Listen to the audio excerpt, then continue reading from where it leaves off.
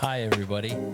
You're tuned in to Where Waters Meet, a podcast featuring discussions on fly fishing, art, all things outdoors with a conservation focus. All right, guys, it's Alex, and we got Nate Hill back. Thanks for coming, Nate. Glad to be back. Yeah, appreciate it. And we're back at Where Waters Meet podcast, and we're kind of like revisiting some of the stuff that we talked about when you were on before. 2 weeks ago, John and I had an episode. Actually, I should say 2 weeks. It was 2 episodes ago, so it'd be about 4 weeks ago. We discussed Dick Vincent a little bit more in depth, and we talked more about his life history and kind of, him growing up and being a young gun that was a little bit controversial, I guess I would say, in the landscape of fisheries management. He was very controversial. Yeah, he was he was not the normal thought, but hated and then later loved. Yeah, so. Yeah, I saw that he got accepted into the Montana Hall of Fame or something in 2018 or what have you. But we're gonna dive down that route today. We're gonna talk about wild fish, stockfish, habitat management differences. And we're going to get into that a little bit later.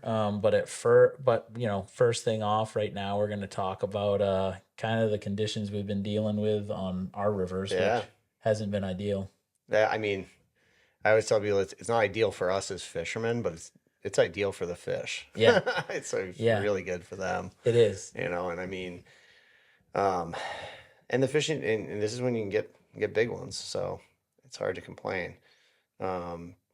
It's just, for me as a guide, it's like trying to talk people out off the ledge where they're like, "Are you sure we should go fishing? It's going to be high. It's going to be cold. I don't know." I'm like, dress warm and we'll see what we can do. Yeah. And we've been getting some good ones. It's just a matter of, I tell people with high water, you got to really pay attention to the water clarity more than anything. And if you can find a section of river that has dropped enough, or it's not as affected by runoff, doesn't have tributaries that are silting up coming right into it, as long as you got good clarity, those fish are going to eat. As long as you don't have debris and dirt coming through at the apex of the high water event, right? So but when I was younger, I remember trying to fish high water and fishing the same spots where I'm like, this is where I usually catch them. And, this is where they are. This is where they usually are, and it's like they're not there. Yeah. Or they're not exactly where you were catching them before. They're at your feet. Mm-hmm. A lot of times they're closer because they're coming out of that high water, and a lot of times when we think about where fish should be, it's like, oh, they're going to be in that deep drop off, or they're going to be against the heavy bank and the undercut bank. And in high water, a lot of times they'll switch sides. They'll go to that softer side. So they'll be on that inside bend. Yeah. They'll be sitting in that easy water, eating stuff that's because there's plenty of food there when the water's high. There's food everywhere when the water's high. And trying to find those soft edges. Soft edges. Or the sections of river where normally you wouldn't even find trout, where, like we were talking earlier, outfish water that I wouldn't even touch when the water's at normal conditions, because it would just be full of warm water species or no trout. But when it's high, they're going to go to that slower stuff, and they're going to find, they're going to eat emergers, or they're going to eat streamers, or tactics change. But I've had some of my best dry fly fishing in high water, because it condenses those fish to places where they can easily feed. And when they're eating dries, and we talked about this on the phone the other day, is like when they're eating dries, you can see where they are. And the hardest thing with high water is there's a lot more places they can be. Yeah. But if you can isolate the water types and find the water types that you have confidence that they're going to be in, then you can do really well. We got out a couple days last week, and it was high. The first day was particularly high. It dropped 1,400 CFS by the second day. We had a little bit better fishing the second day, but we had really good hatches both days, which was kind of interesting. Mm-hmm. Actually, some of the better hatches that I've seen. The first day was primarily a caddis that we had coming off, and then we had a Mhm. good mix of caddis and maize the second day. Yeah. I did see one fish come up the first day, but it was Yeah. it was they aren't quite looking up yet. But I agree with the changing up where you go. I love the high water because it gives me a chance to down in our section of the Andro on the the river, it's very braided, Hmm. and there's like a lot of braids that actually in typical trout season flows, it's hard to get down. Yeah. And it's funny because you'll pick up fish in those kind of areas, because they're usually offsetting. There's debris in there. A lot of times you'll have trees that kind of deposited in there. And, if the river comes up 2 or 3 feet, it's kind of fun because you get to snake around with your boat and find those soft spots and the Hmm. structure. And I like it. It's a good time to get out. And it's a good way to see how the river flows at higher flows too, which is different. The food's brought down through differently, Yeah. fish feed differently. Um, and I do see that too, like where you said that the fish switch sides. It's like in low water, you might have an area where the majority of the river flow is over here. So this trout is sitting in this lie, and there might be some nice rocks, and he's got bank structure, and there's a better flow of food coming through, where he can Right. feed. And then all of a sudden, the river bumps up by, you know, Double, four or five. triple. Yeah, exactly. And he's like, yeah, this is a little much over here. And then he can sit on this Yeah. inside edge, and bait gets displaced, and they're trying to find soft spots. And it's like, it's Yeah. And good. there's still fish that in high water are going to be harder to get to because they're going to find a boulder in the middle of the river and they're just going to sit there. But if you fish heavier, you can still get to those fish. And but yeah, focusing more time and effort on the locations where you're like that would be an easier place for them to Yeah. feed. And like you said, yeah, they don't have to rely on the center of the current to get enough flow for food. They can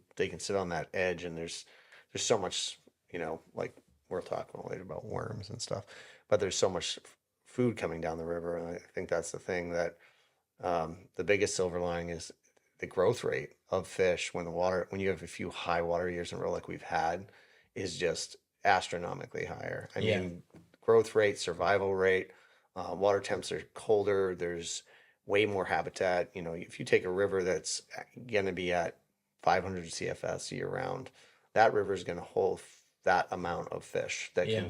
it can survive in 500 CFS. Yeah. If you double that, you double the amount of habitat. So when we get these years on like the Andro and the Connecticut and the Saco where you have just higher water for a very long period of time, you end up with more fish and you end up with bigger fish. And that's what we're seeing is there's just like I'm seeing more big browns. I'm seeing way more mid-sized browns in that Hmm. 17 to 19-inch class that, normally probably wouldn't all have made it, but we've had so many high water events that there's been enough food to feed those fish and there hasn't been as much predation. And you see it like the fish that we've been picking up this spring, they've all been eating very, very, very well, which is awesome to see. Yeah. And I do see a difference in those fish on low water springs, which is really weird. Like you just never know here. Like Mm. this is a particularly good spring water wise. Hmm. Challenging as far as getting people out fishing if there's 4 days of rain and the river's chocolatey, but Yeah. that's good for the fish, like you said. Yeah. But like, and the other thing is like stream temps. I'm really excited that we have this amount of water right now Exactly. because A lot of cold water. yeah, like I, last year, like we were already seeing some temps at the end of May that were going over 65. I know.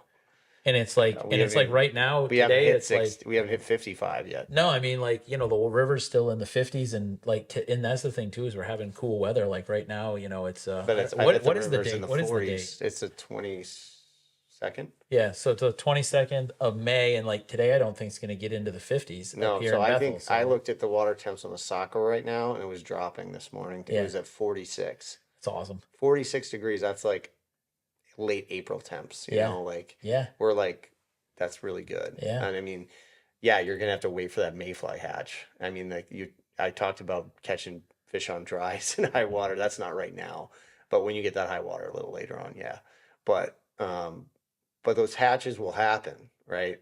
they'll still happen, and they'll happen in a big way. They'll kind of probably be very dramatic because all those bugs are waiting. Mm. They're all waiting. So when it happens, it's going to be crazy. Yeah. And the good news is those fish, even though they're waiting, probably they're going to eat those bugs when they show up. They're still eating right now, and they're eating more than they normally do this time of year. It's like Yeah. they get a longer buffet window, and then they get the dessert's going to be even a bigger dessert, which is the bugs. Yeah. Because every year we see this transition where like in April and May, early May, they're feeding predominantly on streamer. We're getting them streamers and bigger nymphs and bigger food items, stuff that's just washing down the river. And then when you start getting those hatches, yeah, they'll transition to feeding on, you drop your nymphs down to Yeah. the size of the caddis that's hatching or whatever, the mayfly, size 12s, 14s, 16s, that kind of range. And they're feeding on that stuff usually by now. Mm. But because they're still feeding on that meat wagon, they're all still on the meat wagon, they're just gaining extra weight. And Oh, this they and, are. and May through June is when these fish put on the more growth than the rest of the year combined. Yeah. They grow more in May and June, and maybe into July than they do the rest of the year combined. Yeah. So you think about that, then you're going to have double your growth rates probably.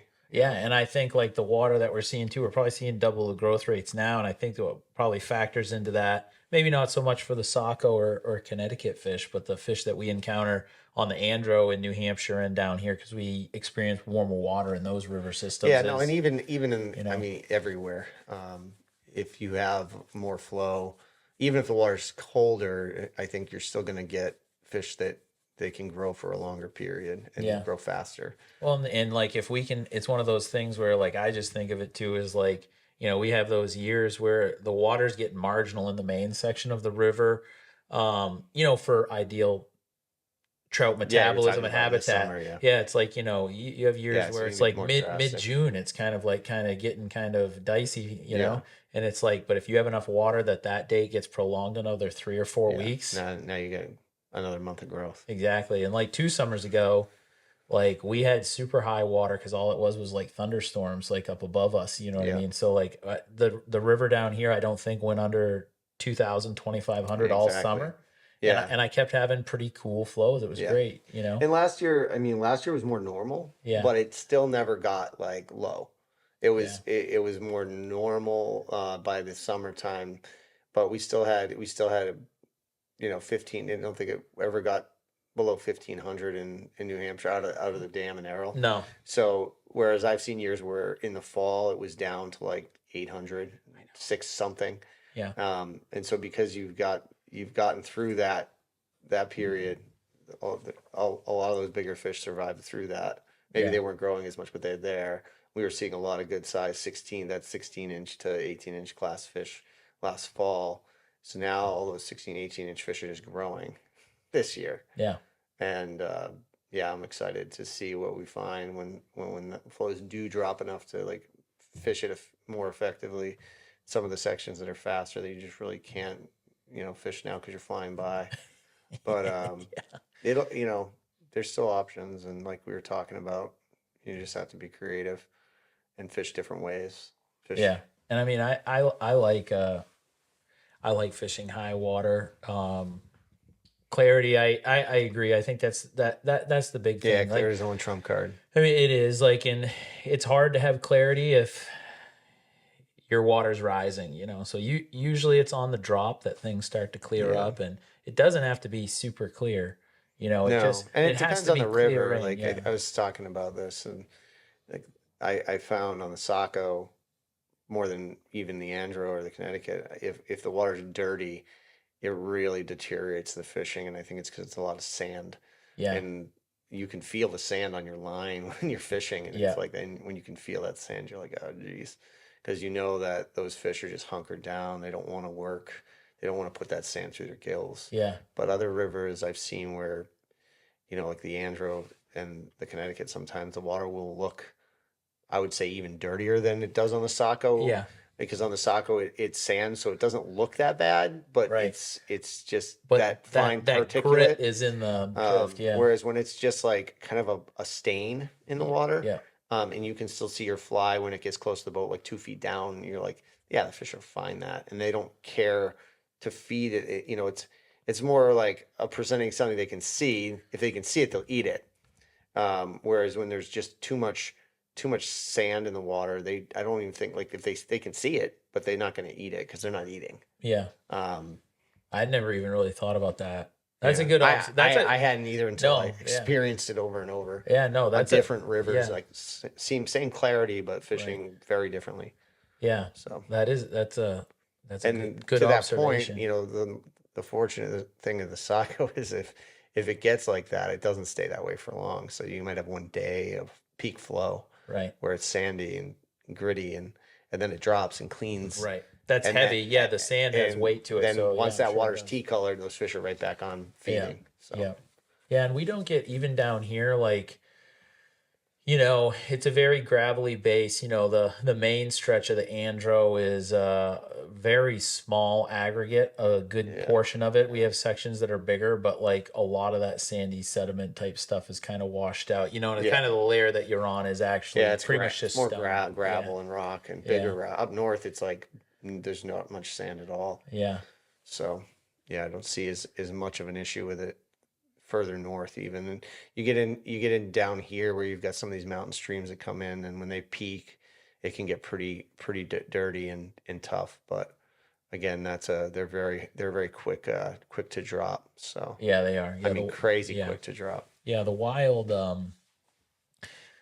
blows a lot of sediment out, but there's enough flow that it clears out and that drops. But we had some bankings way up in there give out Yeah, you told that me that. were the clay layered like gravel, and it's up in the New Hampshire stretch, and some of them are like 40-50 foot banks, and like if you have high water, it's still clearing out the Yeah, clay sediment. that'll take forever. Yeah, it's crazy. It's crazy. But yeah, no, so but flies, we were talking a little bit about flies. Yeah, And we can do an on the vise. Maybe you'd like to talk a little bit about like worms at high water. And we yeah, got some examples of some San Juans and some squirmy imitations and stuff here, but there's a lot of different ways to imitate them. But yeah. So, I mean, it was funny. We were floating the Saco one day, and we were throwing those streamers. I think with you, and we were doing it decently well. And then I was looking at them like, and there's like chunks of dirt falling in the water. I'm like, I bet if we threw some worms, we'd do well. We didn't really feel like doing that, but um, I talked to my good friend who fishes out west, and I'm like, what are you fishing this time of year? And I'm like, throwing streamers. He's like, yeah, I'm throwing some streamers, but honestly, he's like, I'm throwing a lot of worms, and some days it's like they don't want to eat the streamers because there's so many worms that they yeah, can just munch on. And when you get these colder water temps, your caddis, mayfly, stonefly nymphs are there, but they're not moving as much because they're not feeling that water temp jump, so they're not like in the drift as much. The fish might still eat them, um, if they're opportunistic, but they're seeing way more worms in the drift because those worms. That's not the amount of worms that flow is not dictated by water temperature. It's just no, dictated by they're in the ground all the time. So things that are terrestrial, I call like terrestrial nymphs. So, grubs, worms, things that are coming out of the ground. There's other things, besides worms, even dead frogs. I mean, if who's mimic that with a nymph? Nobody. But that's the kind of stuff that these fish are feeding when the water's in the 40s or dropping into, really cold. They're eating that stuff that's coming, washing in off of terrestrial hmm places. So fishing, pink worms. I always wonder why pink works so well because like you look at a worm, you're like it's not really pink, but no, if you actually look at a night crawler, a worm in the water, it is. It's pretty pink. Brown is more kind of what we think they look like, yeah, but that my friend out west does really well with whole wine color because they get that. If you sometimes you look at them, it's very purple. yeah. So changing the color, can make a difference. I think the tan works good too, though, because like the longer they're in the drift, and if they're dead, Yeah, they'll get like more pale colored too. yeah. Um, it is Yeah, well, funny you can though. do Pink is so some guys. effective though. I've It's like, seen. I've done well with just straight white yeah, because they die and they turn white. A white mop fly is kind of like a grub or a worm. We'll do a close up for you guys of some of these too. And there's different ways to tie worms. Like there's all different material you can Yeah, get. I really started doing them this way with the squirmies, and it's just the tail and not worrying about having, the kind of the San Juan look where it's got one coming out the other end. I just find that it sinks better and kind of holds up better. You don't end up worried about losing the other end, and it just doesn't seem to work any less effective. Yeah, I think they're a little easier to tie in. Yeah. I still use San Juans from time to time. Those work good. Those are easy to tie in with just like chenille, and you can and burn the ends to taper them. They're very easy. The They're way more material's durable. easier. They're more durable, and the material, like the issue with like if you guys do decide to tie this squirmy kind of material in is this stuff just it takes a little bit to secure it. It doesn't Yeah, always like to. and you got to use UV resin. Don't use like super glue because it'll melt right through it. Yeah, and you definitely don't want to use like GSP, like gel spun thread or anything Cut right that's through it. slippery Yeah. and stuff too. Like I usually like using Yeah, I've like learned a all uni those things the hard way. Yeah, yeah. You get like a box full of worms and they're all falling apart in a day. I know people that actually tie worms with just rubber bands too. Yeah, seen that. Yeah. And I mean that way you can also If it works, it works. you can imitate a lot of different Colors. size and colors and thicknesses too. You know what I mean? You can get really really small. Some people are like, that's not a fly. I'm not going to fish that. But then they'll fish something like a mop, and I'm like, Right. at what point are we? Right. I mean, That one was tied from a koosh ball, and that one was you could fish no synthetic materials if you really want to get down to. Right. It's funny. Like we were fishing the other day, and my clients were like, "So this isn't like real fly fishing, though, right?" And I'm like, "No, it's real fly fishing." They're like, "Yeah, but we're fishing like we have a bobber on." Some people might not consider it real fly fishing, but I mean, there's a lot of different ways to skin a cat. Yeah. There's a lot of different ways to fly fish. I'm like, do you want to catch fish? Yeah. Well, the way that I try to like explain it to people that don't know is because I'm sure you run into this where somebody's like, "Oh, you fly fish," or you're a fly fishing guide, and you say, "Yeah," and they're like, "So you just like." You like cast or they'll be, I see this where parents try to explain to a kid, they'll be like, yeah, so what he does is he casts a line with a fly on the end, imitating a flying bug and tries to get trout to jump out of the water and get it. Oh, yeah. And it's like, well, no, like, and the way that I explain it is the beauty of fly fishing is It's adaptable. Yeah, I don't care what it is that you're talking about for forage or things that a fish is eating in the water, I can imitate it. Exactly. Whereas there really isn't other forms of fishing that you can really do that the same way. No, you can do anything with a fly rod. Anything. You could imitate dead frogs, like you said, if you wanted to. Yeah. You could nymph dead frogs. You could Yeah. tie a dead frog fly. Yeah, should try to figure that one out someday. See when the dead frog. When I stop hatches. catching fish on everything else, maybe. Right, Like, yeah. There's sometimes I'm like, I have an idea, and I'm Yeah. like, yeah, I don't need to do that. Yeah. Maybe that'll be the barometer for you. You'd be like, yeah, it's a tough day. We had to choke up and get the dead frogs. What about today. tying a black spotted salamander fly? I've always thought about that. Yeah. It's like, those get eaten. Those things are aquatic, and I guess the brookies. Somebody told me they did a, stomach pumps on brookies, or maybe they killed them, unfortunately, but they were like full of those things. I don't doubt it. I mean that might be why, like, I don't know, black does so good for brookies though. Yeah. I mean, maybe that's why they Black love like and yellow. Yeah, black. You get that leech jungle. What's that hen hackle? Not hen feathers that have the spots. You can get them. Yeah. So you can find a way to use those to make the spots. Yeah, it wouldn't be that hard to do. Yeah. Yeah, or even, I mean, you could even get, I don't know if they're that smart, even just tie some legs out of rubber. Yeah, you could do yellow legs, or do all black and even put a yellow collar on it or something. Even might be enough. But and there's the red salamanders too, though. Mm-hmm. Have you ever found the big ones that are red with the black spots? I've not they're kind of rare. rare. Big ones. No, I haven't seen those. Those are cool. I mean, they're really black spotted ones a few times a year, usually like on a rainy day. They'll crossing the road and they try to save the things. Yeah, they're so cool. freaking cool. Oh, I've always loved those, and doing growing up doing excavation. Like there was times where you'd encounter them in the spring, like doing house lots and stuff like that. Because you're just, if you've disturbed soil, sometimes you show up and they're crawling around in the mornings. Oh, that's cool. You got to run around and collect all the salamanders and frogs and save their lives. There you go. But yeah, you wanna dive into the Yeah, so we were talking about high water and how it's good for fish, right? And one thing that um, if we think about populations of fish, um, when we going out this time of year, whether it's high or low water, like we're pretty much fishing for either holdover fish or wild fish. The state started to stock a little in our area, but not everywhere, and they're kind of waiting for that water to drop a lot of times because they don't want to lose them. They don't want them to get spread around right, too much, and they want to be able to put on the website was where we stocked them, and you right, can go get them right now. and then people So go as there. another benefit to high water is a delayed stocking, and Yeah, people think that's funny. They're like, "You're a fishing guy, didn't you want to wait like want them to stock?" And I'm like, "I got plenty of fish." Some places where there's more holdover fish, but other places there's just wild fish, mostly wild fish. And before stocking, we're seeing some of the better wild fish every year, um, just a better sized fish, because once they stock, those fish, they've been eaten all spring to begin with, so they're kind of like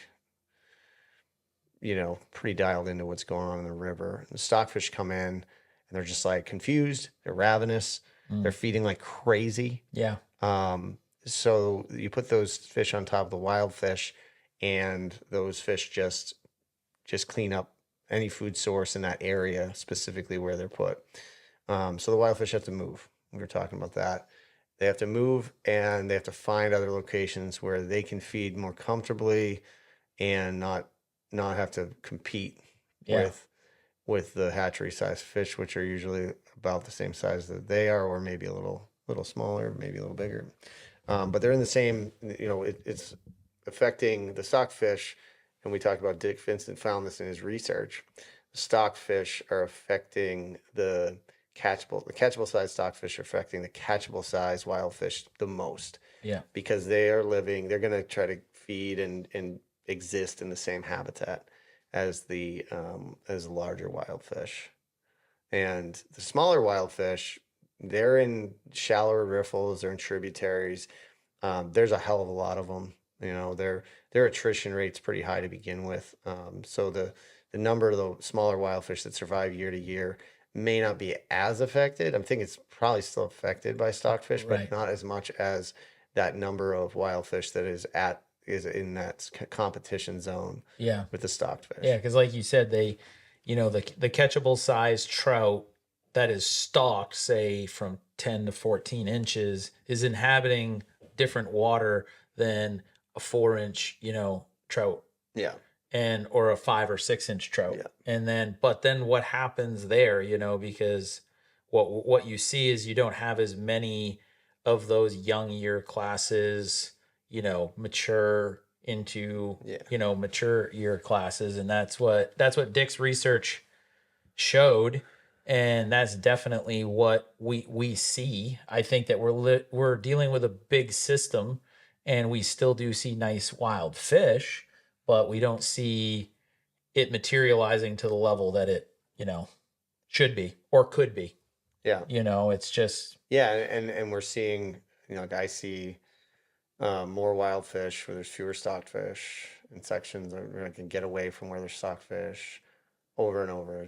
History repeats itself. yeah. And I think Um, I think the danger of displacing the wild fish is that, at least here on the Andro in Maine, is a lot of the ideal locations, or a lot of the locations that are stocked, are actually they're probably some of the more prime locations for wild trout habitat as well. yeah, And so what happens is it's kind of tough where, if you take the Wild River here, for example, it's a huge lifeblood to the whole river in that area, in that it provides cold water refuge, especially in its upper reaches. It has countless tributaries that go up through hmm it that support wild trout, but yet there's, New Hampshire puts usually, which they haven't been able to because the road got closed because it got washed out, yeah, but they usually put 3,000 trout in. Maine puts 2 to 3,000 in the wild, so just the yeah, yeah. wild system gets five.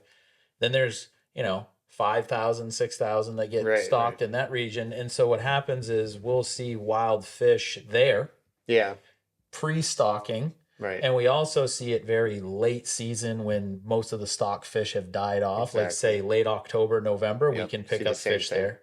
But we don't see them there during other Yeah. times. And the problem is that's kind of ideal habitat, but then you say, okay, well, where did these trout go where when they got displaced by all these trout being stocked?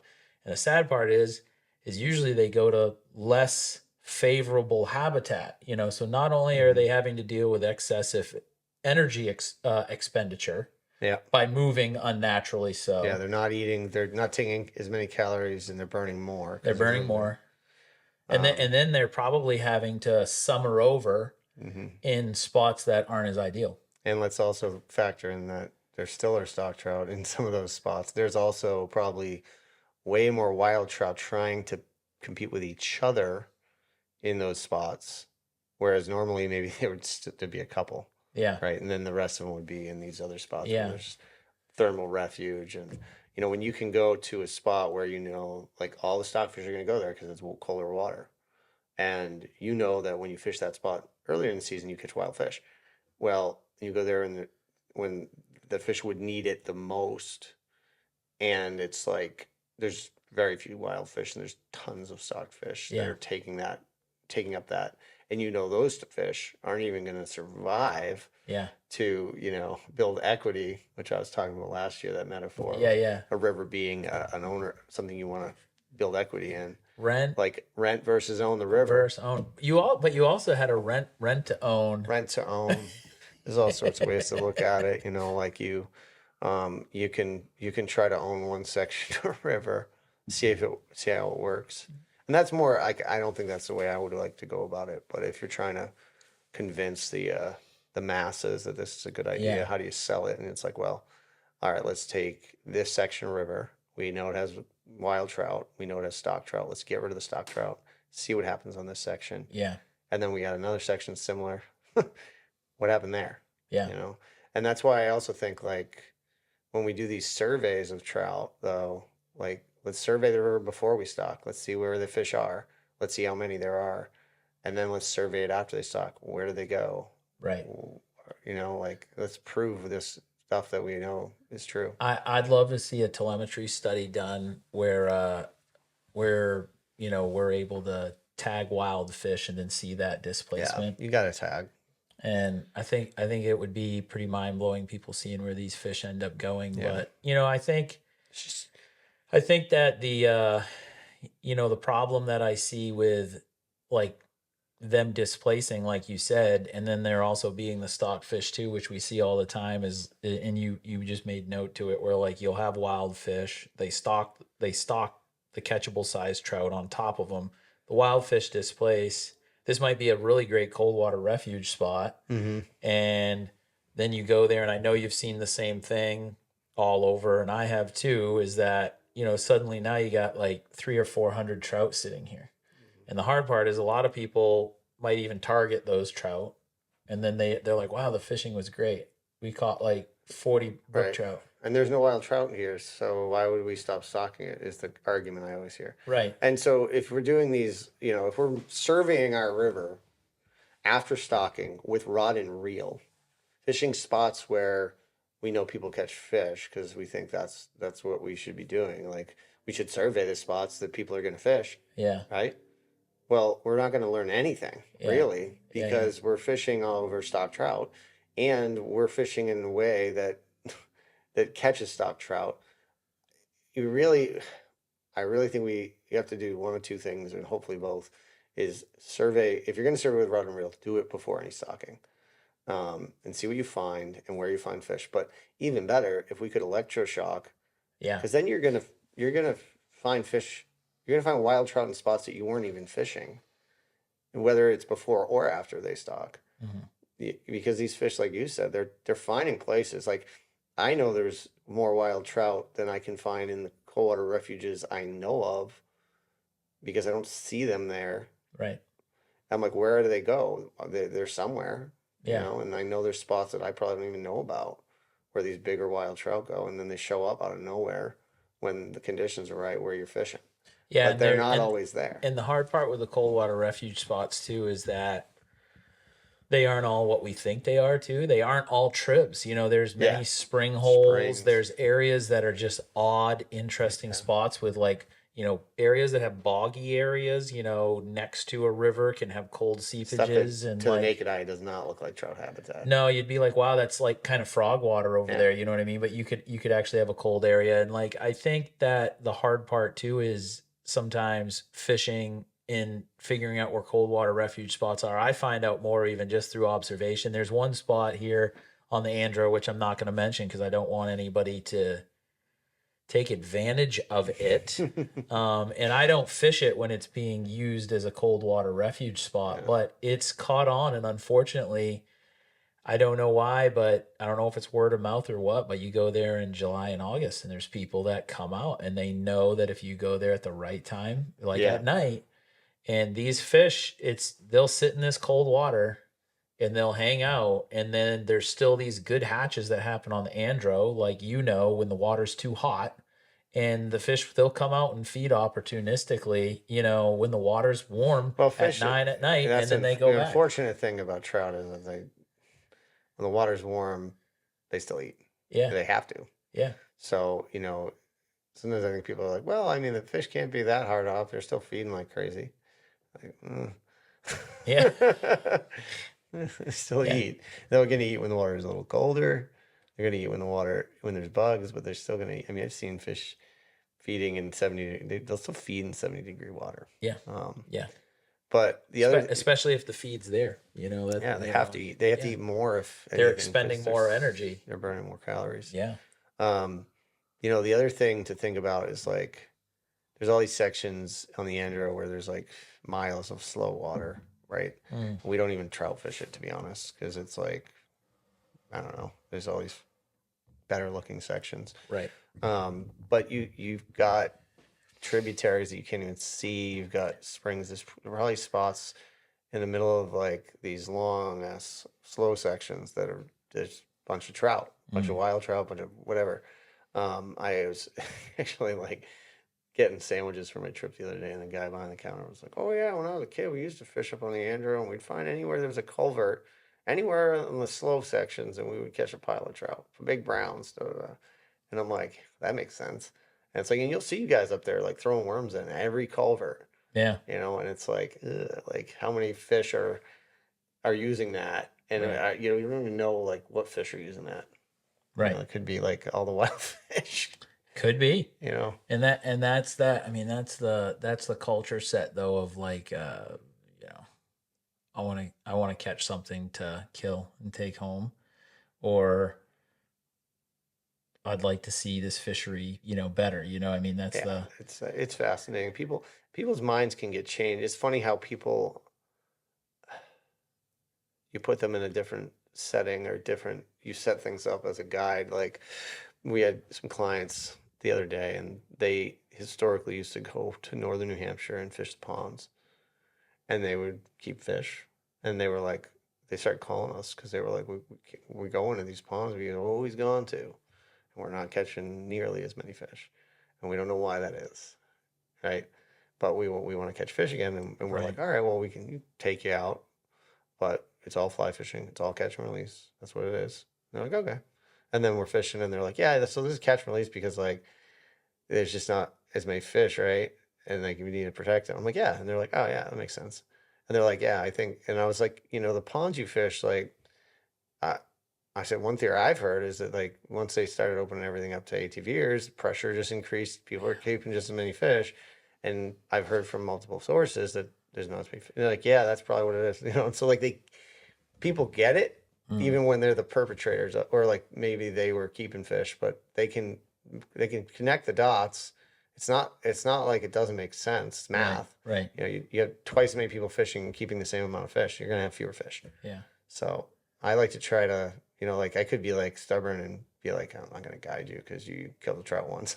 Right. But I'm confident like these guys aren't gonna go out there, like they physically aren't gonna go out there and kill trout after I take them, because like The place, that's what the nice thing about floating. It's like you're taking people to places like they can't really do that on their own, Yeah, and I you know. think, but And I also think that's the beauty of, being a guy. They probably hired you because they see what you do, they trusted you, they respect you. You know what I mean? mhm. So I'm sure what you have to say about fisheries management probably means a lot to them too. You know Yeah, what I mean? So it's like yeah, you got that chance to kind of change things. And like the way I look at it too is it's like, I mean, I grew up right here in Maine. I grew up 20 minutes south of here.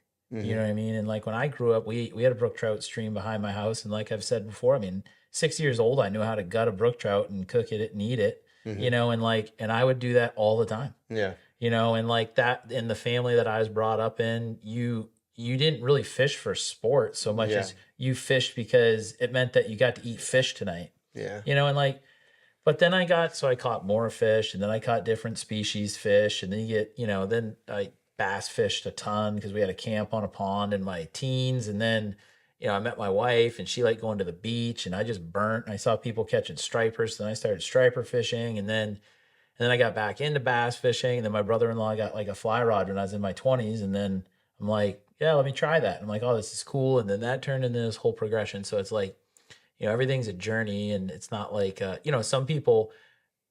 Yeah, I wish that I had the ability to be a kid and grow up with somebody that was a mentor that like fly fished and maybe yeah, got me in touch with that sooner. But I think that's the beauty of like you taking those guys out, is you get to have that yeah. conversation with And them. I kind of had the same journey when I was a kid. It was if you caught a trout, it's like, oh, got a trout, let's eat it, Yeah, you yeah, know. And then slowly over time, I was fishing, and I'm like, wow. When I fished these spots where I caught trout and kept them, there's not as many, and yeah, quickly. I mean, by the time I was in my teens, I wasn't killing trout as yeah, much, and then by the time I was in college, I wasn't killing trout at all, really, you know. yeah. And so it And you just, and you and you had that time where you see that like these fisheries that you eventually get, so you see that none of them are doing better. yeah, And then you're like, huh.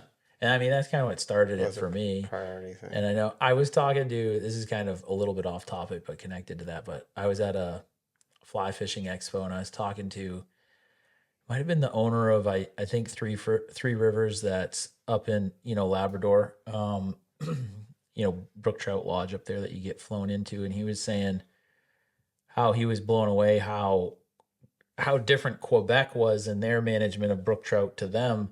And he said it was to a point where they were starting to get all these people that wanted to come over there to brook trout fish because they had the huge brook trout. But he said all these people would get really mad when they told them like, well, yeah, but you can't keep them. Yeah, And they'd be like, well, they let us keep them can't in have, Quebec, but we don't can't have have fish over both. there. And he's like, Yeah, well, you don't have big brook trout in Quebec, and and that's you want to why come here because we don't kill them, and you kill them. exactly. It's so funny that people can't see the connection until you really hammer it into them. Yeah. But I think things are definitely like, I mean, there's way more catch release anglers out there Yeah. than there used to be.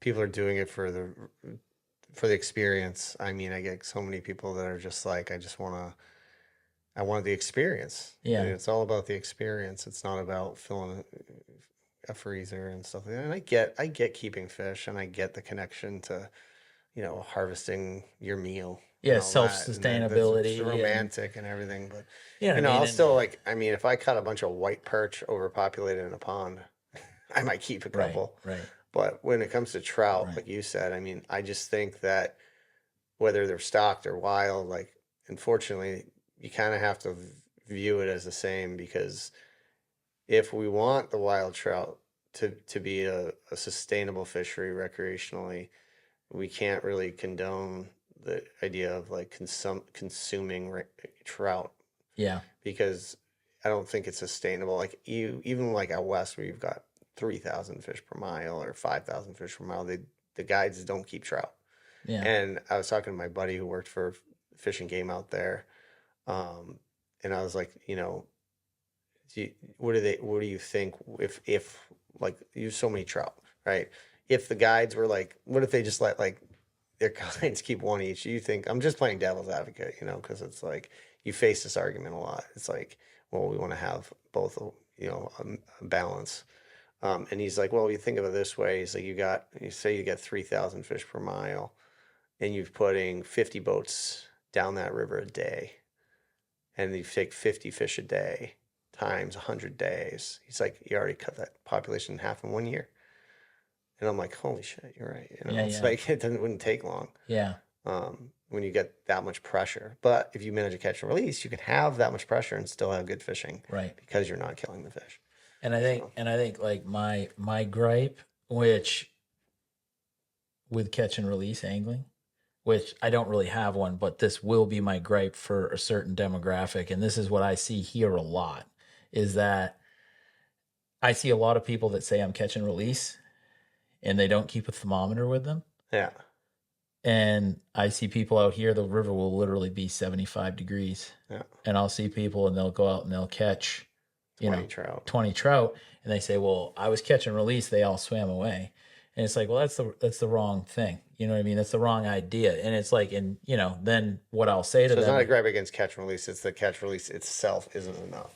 it isn't enough. You gotta take it further than that. And you can't hang your hat on it and think that I'm better than, the spin guy who kept 2 fish. No. Like if you just caught 20 trout in 70-degree water, you might have done more damage than the guy that kept 2 trout and walked away. So like you gotta take it that much further. And and then I agree though with like keeping fish. It's like, what are you trying to say? It gets a little bit sticky. We talked about this, before we started the podcast, but it's like, because I hear too, and I'm sure you hear this a lot because you fish waters that are wild and stocked. And, we're kind of championing for these wild fish. And you'll hear people say, Why don't you just keep the stock fish? yeah, why don't you just keep the stock fish? Or they say, I keep the stock fish. And I say, well, first of all, I mean, somebody like you can probably, with a pretty damn good accuracy level, be able to tell. But, you aren't going to be 100% accurate. You could encounter a wild fish that was beat up. And you might think that it's stocked. Yeah. I mean, it can happen. Oh, absolutely. We get fish every year where, like a lot of fish will be like definitely wild, definitely stocked. And then there's always a fish here or there that you're like, Yeah. not sure. And it's like, it looks really good, but it's got this one fin issue, but that could be from a bird. Right. And that's somebody who looks at fish all the time. So you put somebody in there that, you try to, like I could try to tell somebody in one day how to tell the difference. Right. And I have it so many times where, then they'll catch another fish and they'll be like, oh, this one's definitely wild, right? And I'm Right. like, no. Or they'll be like, oh, this one's stocked, right? And I'm like, no. Yeah. So, sometimes they can tell the difference. They can tell the difference a lot of times more by the fight, 'cause Right. they fight harder. But very few people are spending the amount of time that you do on the water. I mean, that's the Right. thing. Even the biologists are. Yeah. I mean, like, how many days did you say you're guiding in June? Like almost every day? Yeah. Yeah. So, I I think mean, I had like- 3 days off. Yeah. 3 4 days. days off, maybe. So you take Nate's month of June, and that's probably like the average angler's Couple of years. at 10 least. I mean, days, if especially if you put in the averaging. hours, you know what I mean. If you're considering like your, Yeah, 8 hours a day. yeah, like, So I mean, it takes time, but So I mean, that's the thing is I don't like saying that because it's like, what are you trying to do? And then in a certain level, if you are saying, okay, well, I don't want the stocked fish here, so I'm going to kill every stocked fish. Just let's say that you're saying that.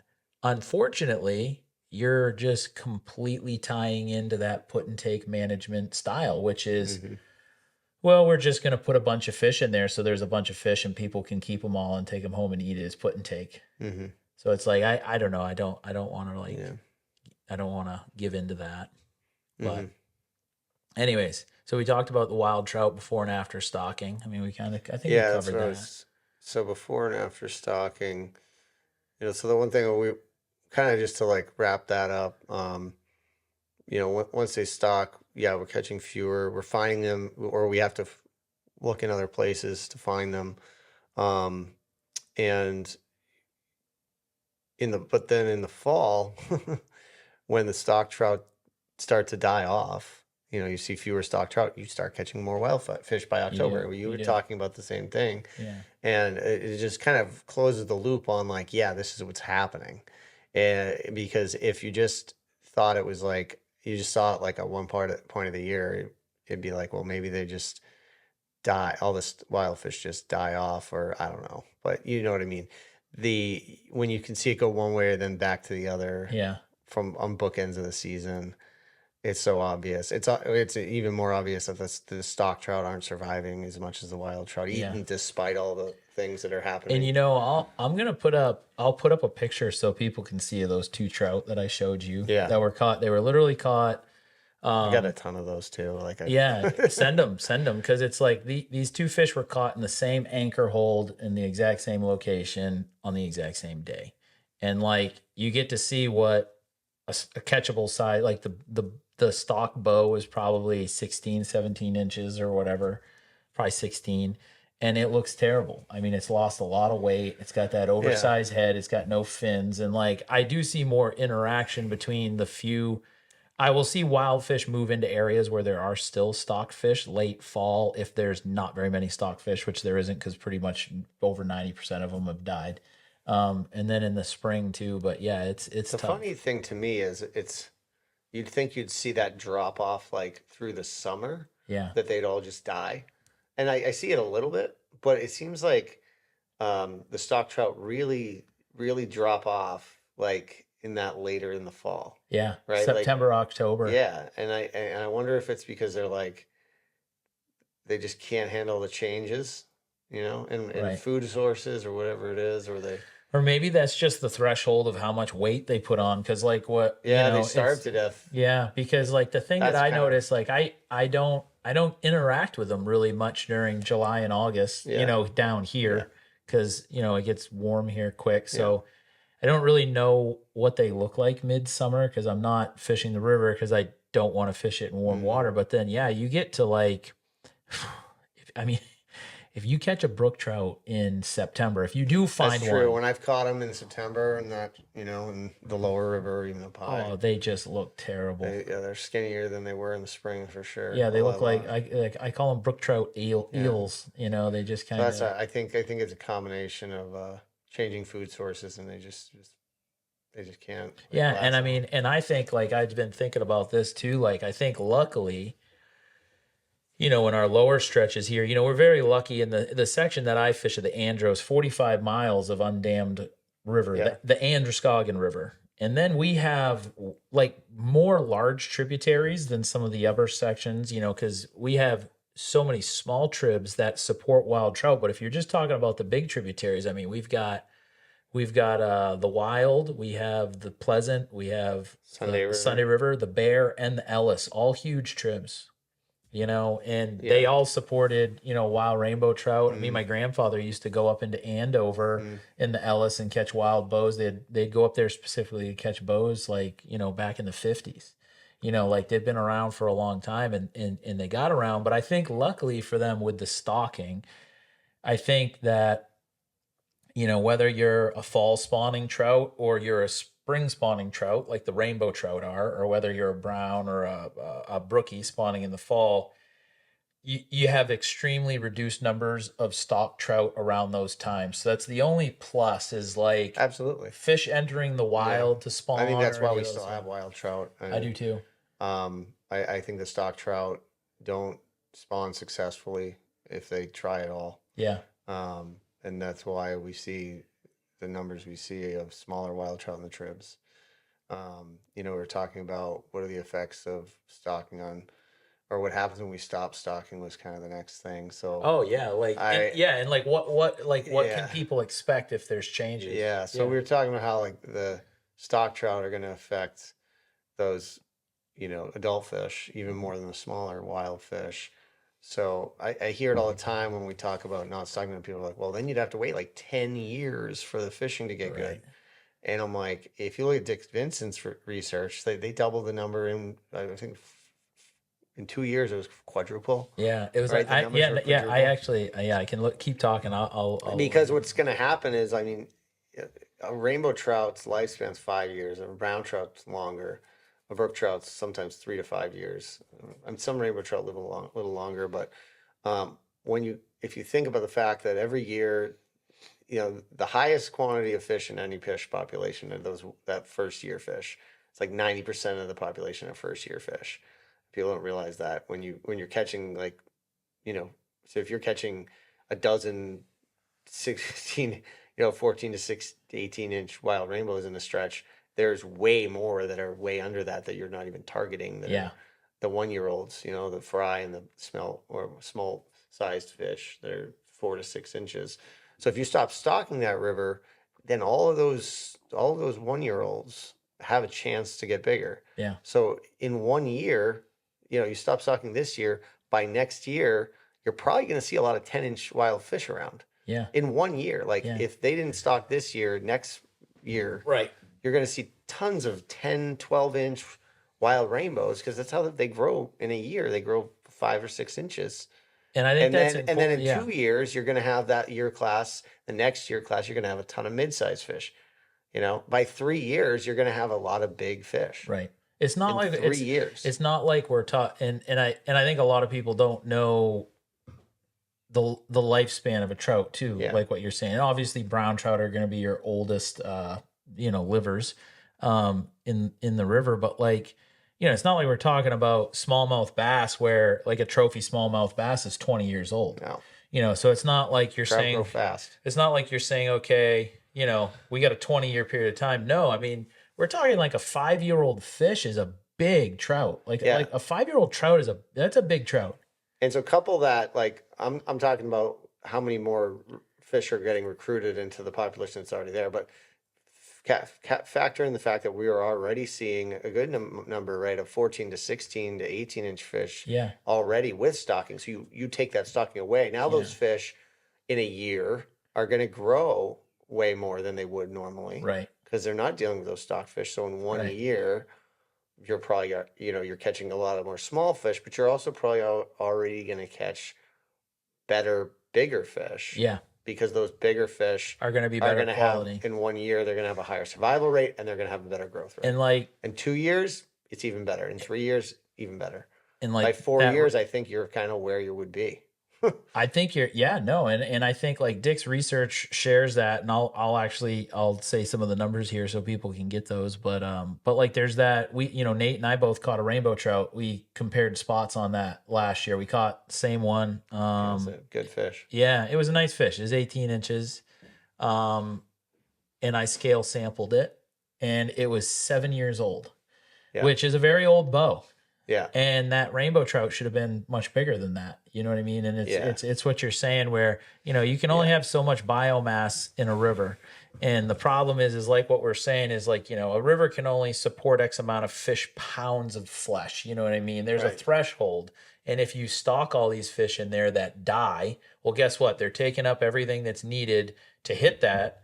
And then they're gone. And then when you add in these trout, like I believe that rainbow trout where we caught it is probably a pretty nomadic bow in getting around. And like, so it has to be just because of the life cycle of the river where we fish.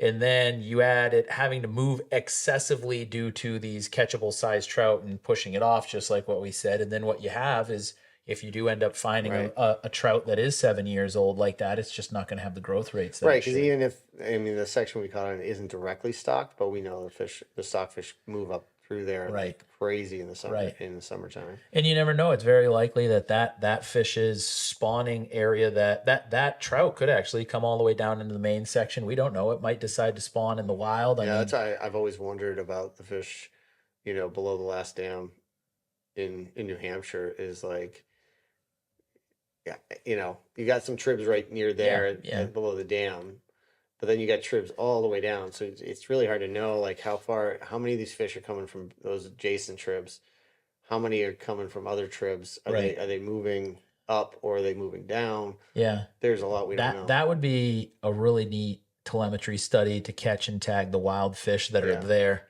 Because what we do know is there's wild rainbows in almost all of those tributaries. Yeah. Like everyone I've fished, I've found some small ones. So. Yeah. Yeah. And through electroshocking, it was unbelievable. I mean, there was just trickles that were 3 feet wide. Mm-hmm. And you're like, I don't know if there's a trout in here, and then there'd be a bow. But anyways, so 4 years after they stopped stocking catchable sized hatchery rainbow trout in the Madison, the numbers increased 868% on population per trout, trout population. But what was interesting was that the biomass increased 10 times, over 1,000%. So not only did they gain more trout Yeah. by 868%, Right. they gained more pounds because they also weighed them. Yeah. So your size class increased Yeah. drastically. Yeah. And then the brown trout said peaked within 2 years after the stocking ceased, whereas the 2 years. whereas the rainbow trout biomass continued to increase for that 4-year period. So they kind of like what they had for biomass, and when they say state biomass, they're talking about, the poundage of brown trout flesh capped off at 2 years. Yeah. The rainbow trout capped off at 4 years. But it was already increasing after 1 year, right? Yeah. Oh yeah. So, I mean, that's the thing. It's like, it's not And something you're going to not notice for a while. It's going to be noticeable, and it's going to get better every year. And it basically follows exactly what you said, where it said that the numbers of the wild browns and rainbows between 10 and 17.9 inches long showed the greatest increase after, which, I mean, that makes sense because that's in the range that they're also stocking. Yeah, and also fish grow the most. It's like a teenager.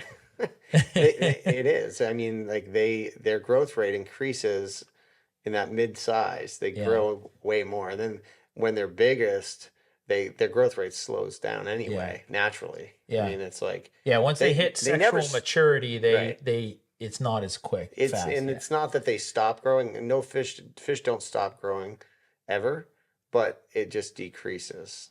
Yeah. In how much they grow. I've still, like, we've caught some fish that we've caught over the years, and we're like, okay, this fish was 17 inches, and 2 years later it was 22. I'm like, wow, that's pretty impressive. Yeah. And that's in a river that stocked, in the Saco, for instance. That one was. So it's like, wow, that's a pretty good growth rate.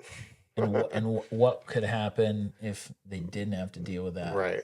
Is mind blowing to think of, especially when you see this. And like, but anyways, he goes on.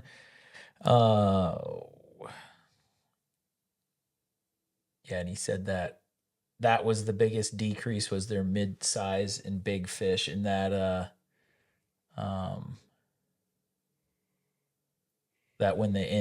basically when they did stock Odell Creek there to see if stocking made any impacts, that they said the 2-year and older brown trout population decreased by 49% in a year. It's crazy. So you have half as many adult browns after a year of stocking. Yeah, which is what does the spawning. That's the thing. Yeah. Like, and I don't think everybody knows that. I know that in talking to the biologists here, they said that rainbow trout's sexual maturity age is actually a little bit later than other trout, like 3 years, like at a minimum. Whereas like a brown, in typically even like 4 years, 3 to 4 years, whereas like a brown trout and especially like a brook trout can spawn at a younger age, which is interesting. So that's another thing that's kind of going against. Yeah. So with the rainbows, you need that first year class to get to sexual maturity, and it would probably, like, you'd probably see more of that first year class just because they're already there. Yeah. Right. And then once that year class, so in 3 years, that year class gets to sexual maturity, maybe it's 3 or 4, whatever. Right. Then it's going to just explode. Yeah.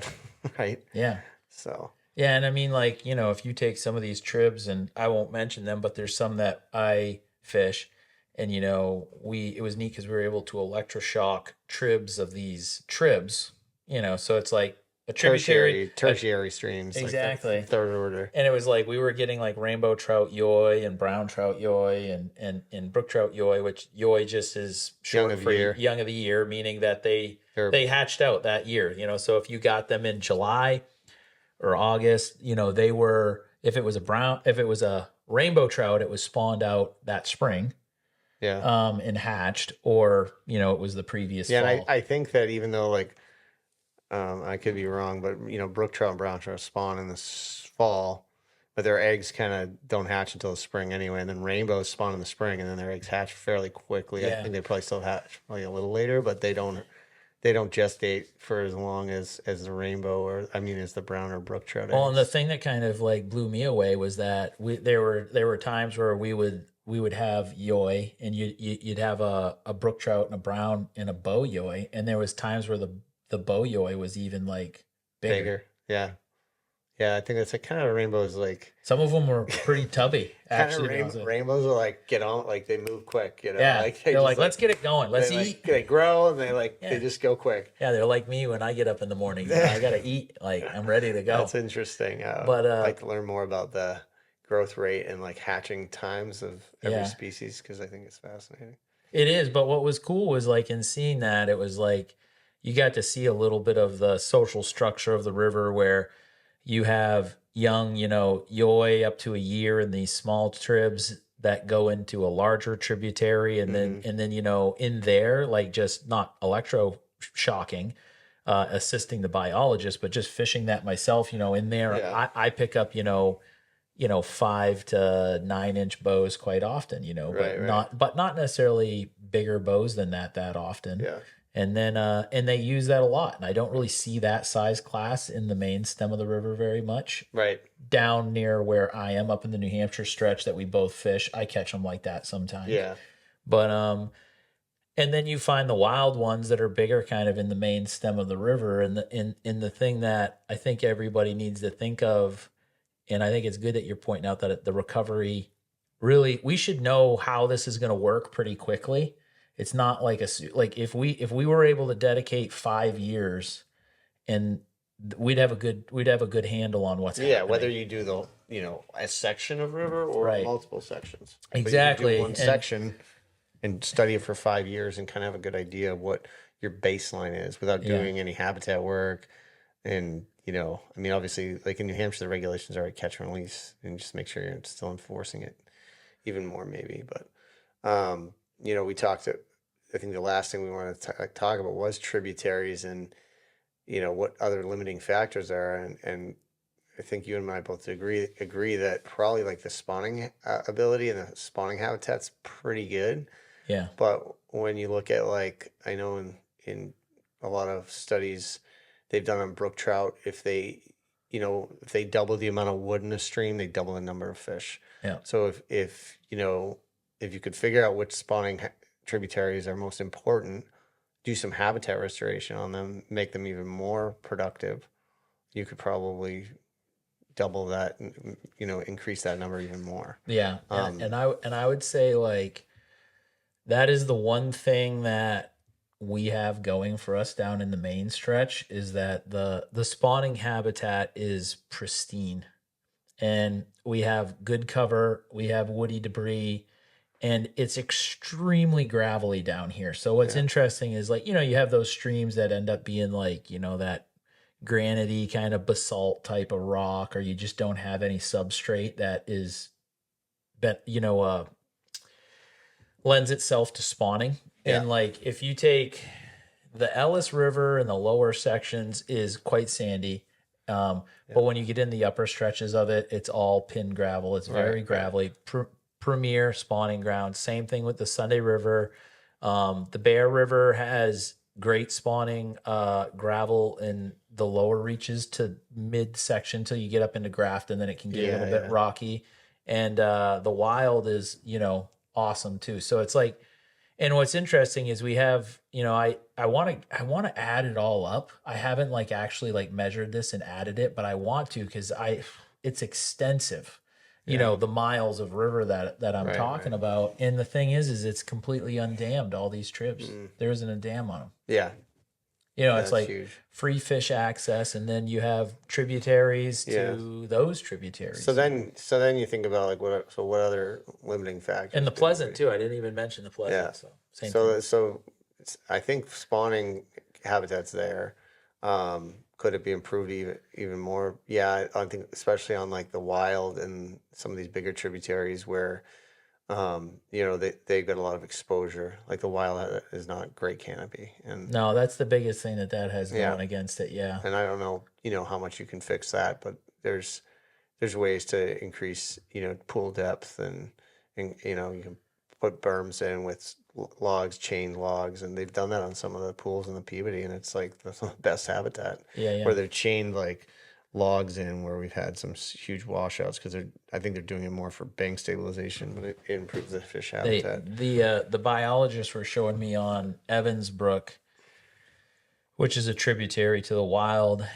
chain logs like what you were talking Yeah. about, and there was banking erosion on one side of the banking, so they worked with the National Forest Service. They came in and by angling them a certain way, it Mm-hmm. actually makes the flow of the river deposit material in there Yeah. where they don't want it to erode, and Yeah. then it actually makes the flow condense to Yeah. one I side. think that's some of the better habitat work I've seen, and it's like about seeing it because sometimes you'll see they'll just throw in, they'll just cut trees off the side of the river Yeah. into the water and do nothing else. And it's like, well, that's not even like pin there. It's going to wash away. Yeah. And now you've created more of an erosion problem because there's no tree there now. There's no tree. Sometimes where the trees get dropped, the way the flow is, it creates an erosion problem Yeah. on the banking Yeah. there. And Yeah. the thing is like the way that I look at that, I agree with you because the way that I look at, the chop and drop kind of way of doing it is it's nature does that anyways. Yeah, and you get the full root ball in there if it's nature doing it, which sticks better. Yeah. You get you cut a tree down. Some of these trees I've seen cut down, like don't even have a leaf structure, like branch structure, which Yeah. is what's really important. Because if you think of a log that's in a river that doesn't have any branch structure, like it doesn't really provide that much habitat. Yeah. And they've done studies on this. So they're like the more fibrous they call it, the tree, like a Christmas tree with its full roots, like a conifer with its full roots in the water is like incredible because the fish can hide in all those branches and needles And that's like in and the hard part that I have with the woody debris is like as that tree rots, even like chaining it and cabling it, like how effective that is at times, not unless you have them partially embedded. That's like where I can see it, where if you're yeah, actually able to get them, and like these ones that I'm talking about that I saw, they were chained. They were definitely yeah, chained, but they also had them embedded kind of in the yeah. stream That's the bed ones in that a I've way. seen. And like on the wild, if you did want to talk about the wild, the biggest thing that I could see that you know, benefiting from would probably be a rock work in places because there's Mhm. spots where rocks are not quite as movable and we're dealing with such insane levels of flash flooding and like high I don't water know. events I don't like know, man. I mean, depending on how you do, too. I've seen some rocks move. yeah, well Some I've seen some rocks move, but I mean, and ooh. the hard part is like if you do it though, it's extensive and there has to be huge equipment involved. That's the thing, Yeah, like it's super expensive, and um, they're gonna have to restructure a section of the river up there anyways, yeah, that's the thing that because that washout that they had, like most of the washouts that they had going up in, they weren't that bad, mm, but one of them, it washed the road, and I think the reason why they haven't just like fixed it up enough so that people can get in and out is that like right up to the edge of the road, there's a sheer gravel bank now because where the river made a turn, it ate out a bank that's probably 30 feet high and yeah. it's washed up against that road. So they're gonna have to get in there and restructure it and stuff. Right. Well, we had the house on the Peabody, which I kind of saw it coming. Unfortunately, like I used to tell clients that house isn't going to be here forever Yeah. because there was a gabion wall, which is basically chicken wire over rock, blasted rock that they had a big wall, probably 20 feet, 30 feet tall. They made it with like the baskets, you're Yeah, the saying. baskets. Yeah. And it was all along the river, but you could see where at the top of the turn, this is on a steep, sharp turn right off Route 16, and you could see where the river was eating away, kind of getting behind the wall. And I'm like, all it's going to take is a big water flood event um, to get around that and wash that everything out behind it. And that's Yeah. exactly what happened. It washed the garage half into the river, and they ended up having to take the whole house down and completely changed the river. That Gabion wall, which was considered unmovable, it's some of it stayed, and then other parts of it are like scattered down the river. So did they haven't stabilized that banking So since? what I was going to say is I'm hoping they do because the house next to that one is just eroding bank with to grass.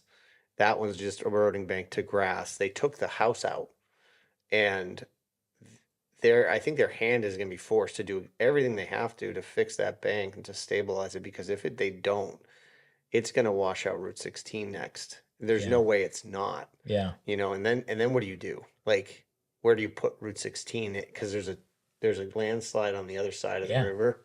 There's a landslide Yeah. across the street. So It's kind of where it's got to go. yeah, I mean, there's nowhere else to have a road. So Yeah. what do you? I mean, you build a bridge and then that erodes. So they gotta have to plant a bunch of trees there. I honestly wish they would. I hate to say this. I feel bad for whoever owns the home next to it, but like, I would go to them and be like, "Here's $1 million.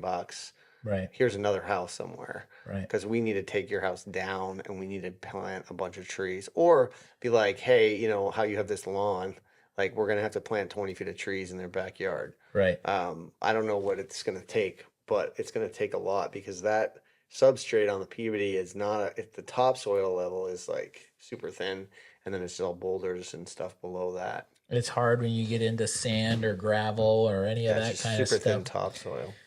They should have never put houses that Yeah. in those locations. But you know, back when those houses were built, a 100-year flood was a 100-year flood. Now we've had 500-year floods Right. in the Yeah. last 20 I know, it's years. crazy. So it compounds. You know, it doesn't.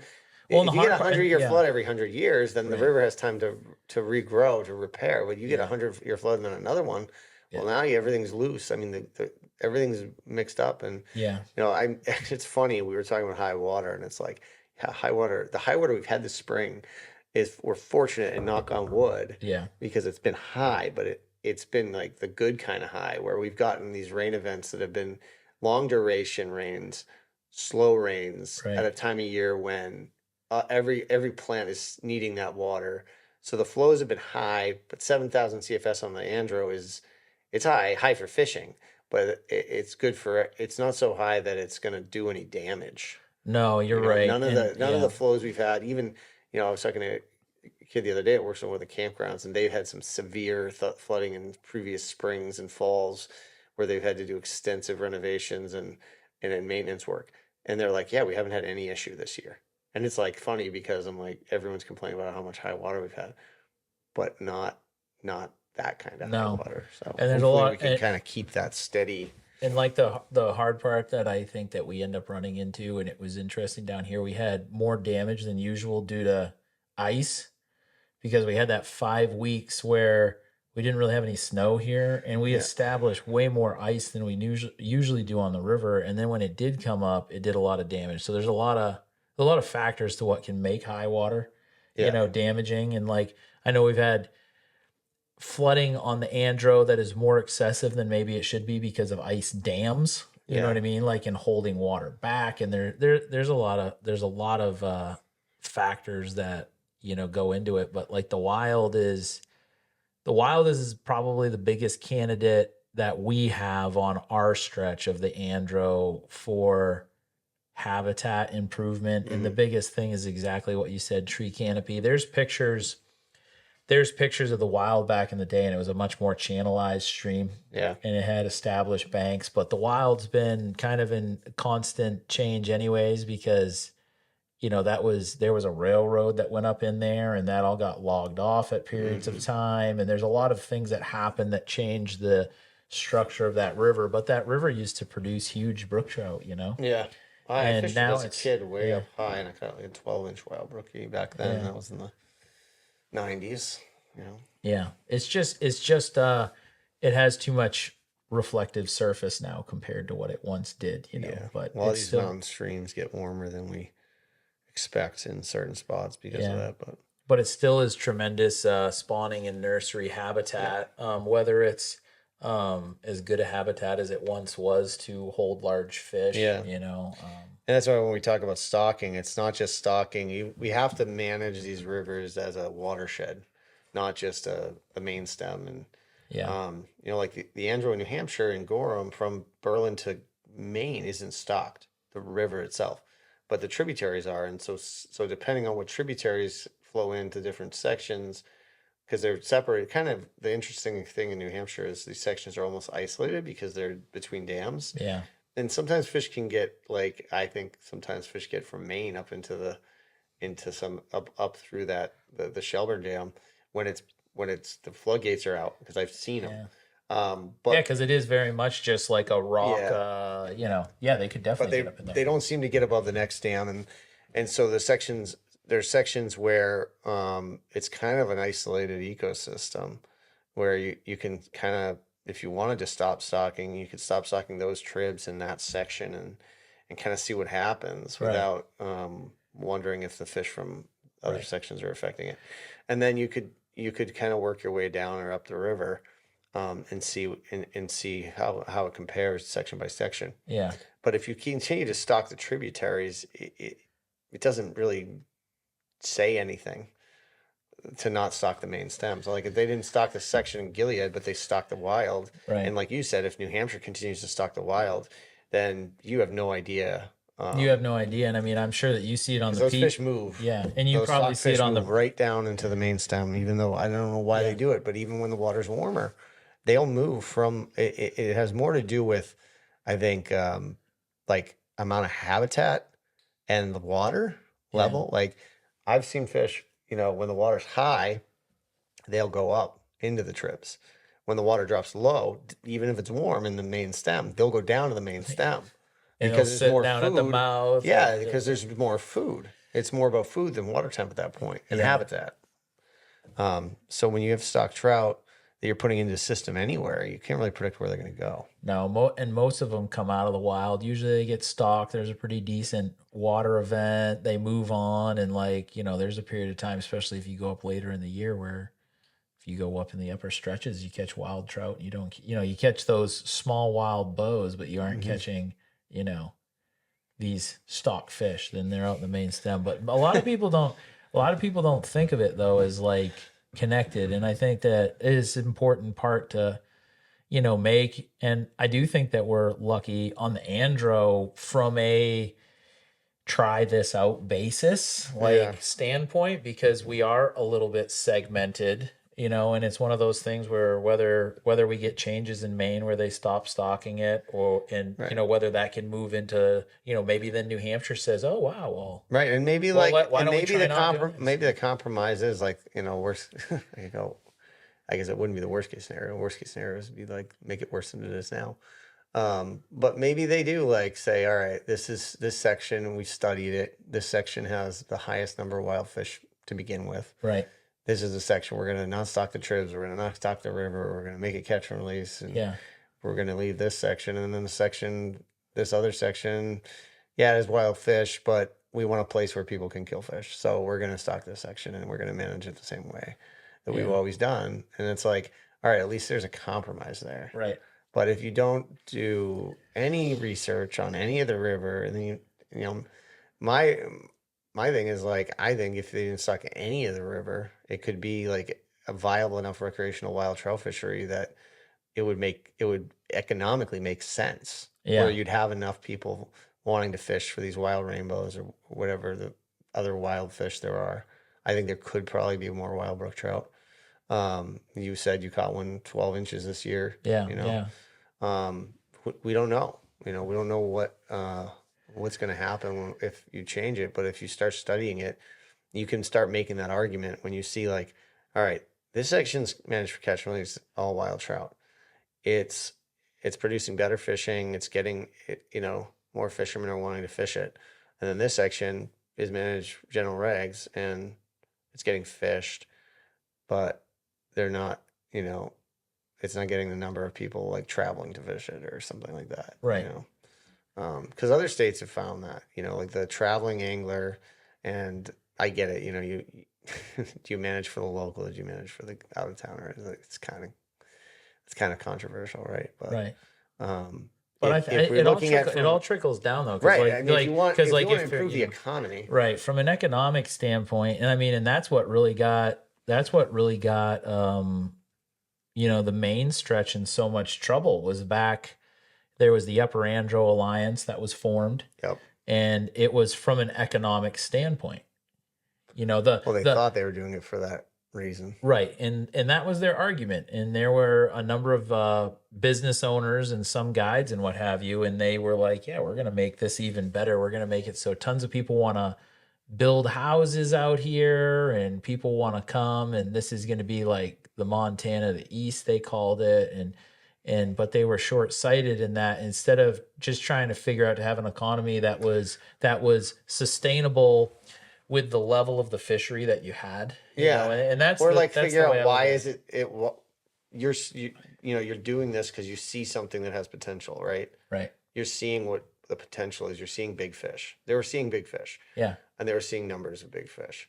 And instead of just saying, "Oh, this is good," let's try to see why is it like this, and how can we Yeah. even enhance it.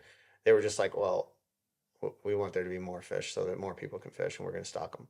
Yeah. And so instead of like actually looking at the fishery and trying to understand why it was good and like working towards improving it so that it could withstand higher angling pressure, we just like threw a bunch of fish in and called it good and Yeah. assumed that those fish would either like I don't know if they I guess they thought they'd hold over, They but thought like it was the thought process that just trout were trout.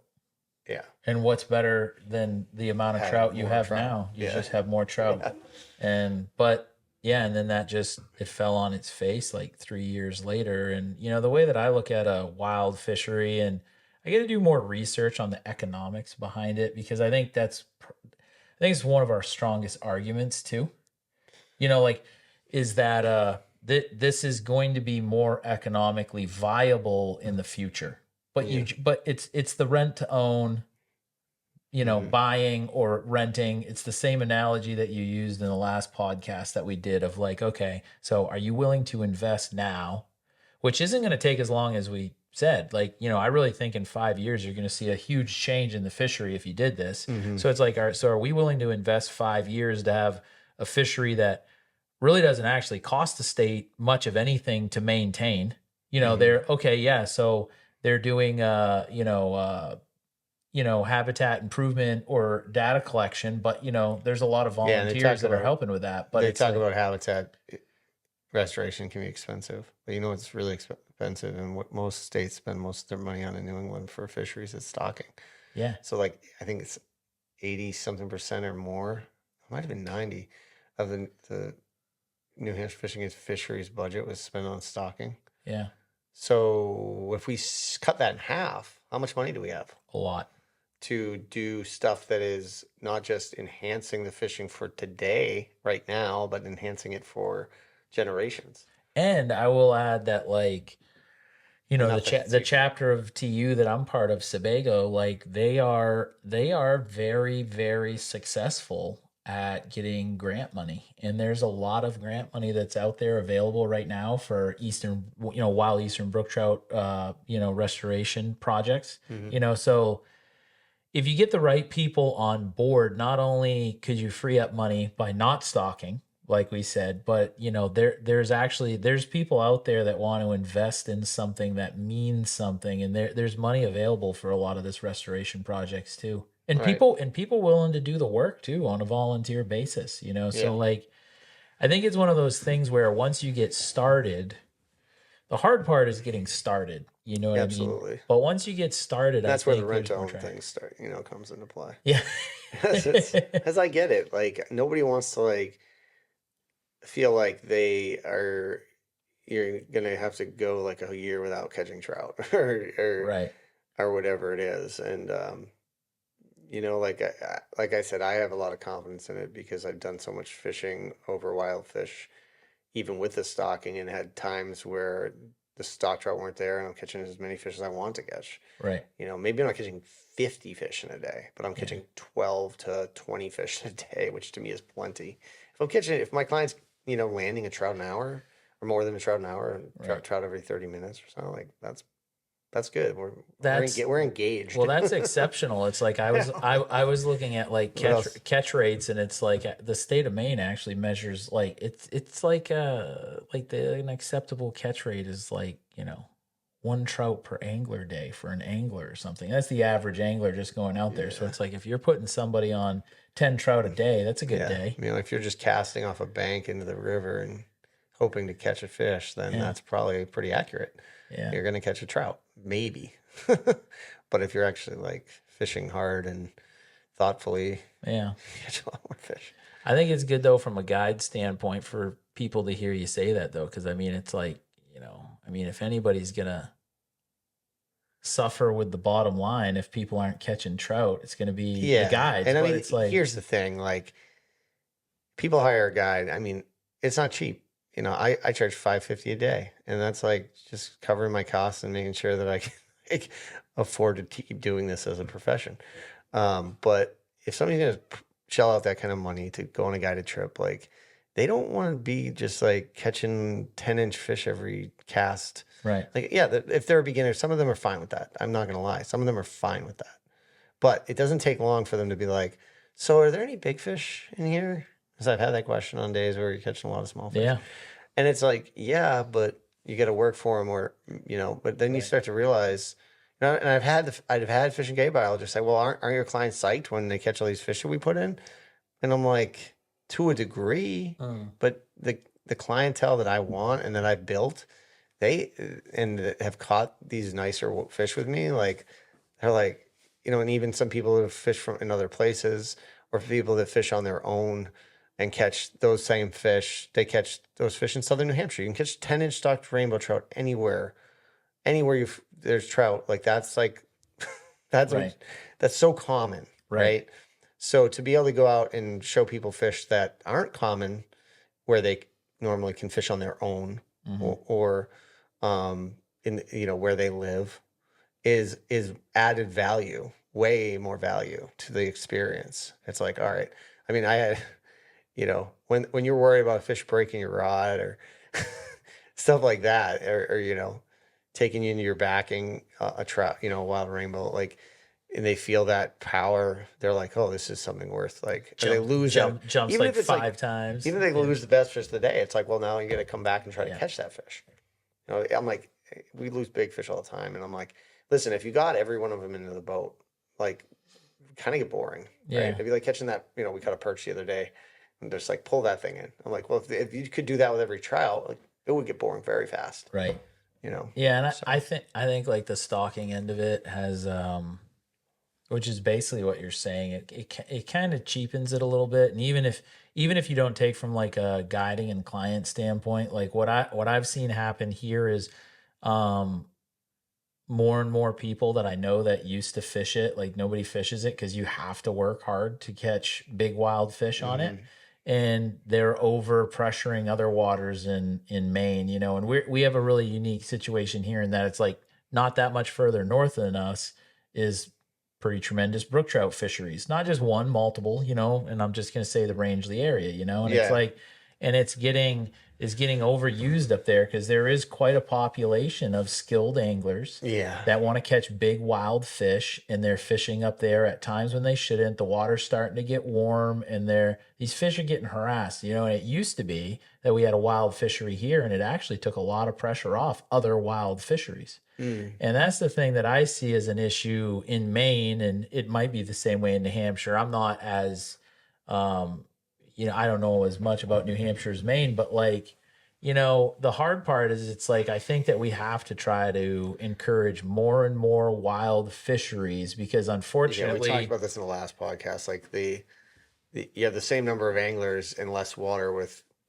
quality fish. So that people are going to gravitate to the few places where there's quality fish. Whereas if you can have more quality fishing, you spread those people out. And the beauty of some of these rivers like the Andro and some of the larger sections of the Connecticut there's so much water that is, not that it's not as accessible, I don't want to say that, but there's miles of it, right? So you're not going to have wade fishermen every 2 feet, even if it's a popular river. You're going to spread people out. Yeah, it's too much water. Yeah, there's a lot of water, and people are going to be spread out, and there's fish that are, even right now, there's wild trout that are very spread out.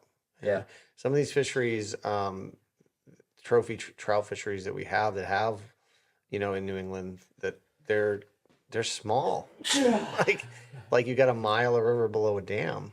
Yeah. That is accessible for wade anglers, and maybe people will have to hire guides to fish some of this stuff, but I think the danger too of overuse of the wild, the shrinking level of wild fisheries that we have is that if you take the anglers that are seeking them out, they're probably the top 5% that you got as far as being skilled and successful too. So the thing is like, it's not like you're like, oh, this wild brook trout fishery has got excessive angling pressure, you're like, yeah, and it's probably the most successful anglers that are there too.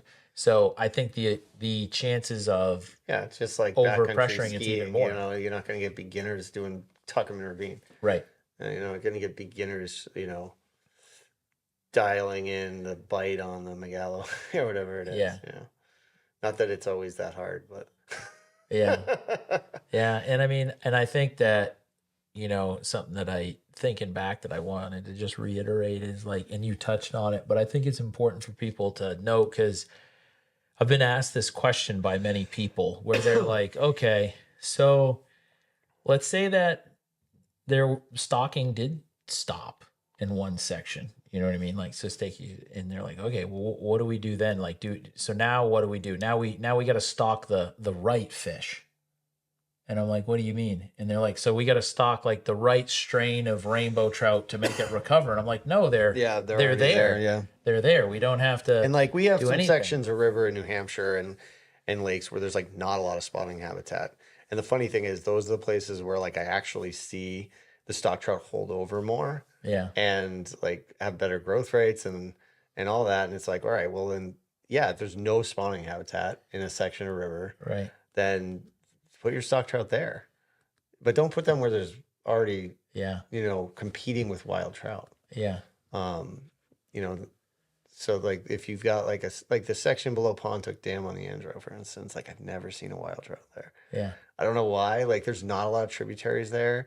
It's a long way from Berlin, but there's some like decent, like I catch like decent sized holdovers there, and I don't see that in other sections. Yeah. And there's you get the salmon in there and stuff, but like I'm like that's a great spot. Like what if they just stocked that section? Right. It's super wade fishable. Like you can wade fish all of it. Really, they diverse some of the water around, so it's not as wide. Right. Like that section's decent. Like like I could see like managing that for stocked and holdover fish. And like I think and maybe there you could find a better strain that would Right. hold over better. But like don't stock the section above and below that has awesome wild trout. Right. It's so easy to like.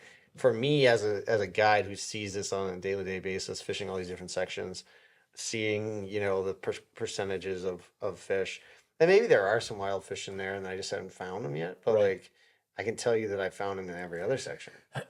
So New Hampshire's in a unique situation too, I think, because like you guys are very segmented in the New Hampshire stretch of the Andro, more than us. Oh yeah. And so it's like that's the thing is like up where you guys are, you could do that. You know what I mean? Like you could like just don't even stock in the air until they take the dams down, and it's like now we don't have to stock anything, right? Yeah, because there's just let them rip, let them do their but thing, like if like I try not to be so close-minded that I'm like only wild trout, and I hate stocking, and it's we shouldn't stock at all, because I just don't think we're not at a point where that's going to go over well. So if I can make you're being a realist about it, right? I'm trying to be a realist about it, and I'm Right. trying to say like, all right, like let's start with what we know and what we have, and let's think about where should, if we're going to try this, because I just want to try it. I just like we haven't tried it. Yeah. Anywhere. Yeah. Really. Like we haven't isolated any piece of water in the state of New Hampshire. The only stuff that's like pretty isolated is like maybe these high elevation wild brook trout streams that have like impassable falls. But I've been amazed at how high up some of these rivers, and I've been above what I thought were impassable falls, and there's still stock trout there. I've found stock trout in so many places where I didn't think they could possibly be. Yeah. And it's like, how can we just find somewhere that we can like, has a population of wild trout, whether it's whatever species, but can we find a population of wild trout? And then I guess maybe they're doing it. Some of the ponds in New Hampshire are probably the best example. Like there are some unstocked wild brook trout ponds. Yeah. So those are the example. But from rivers, like rivers are not, like a pond can be disconnected. Right. But a river, how can we find a section of river that has, maybe it's dammed so you can use it, but maybe it's undammed and you just don't stock that whole fishery, and you because that one has a lot of potential. But can we find somewhere we can experiment this on? I think that it has to be tried and I think that it has.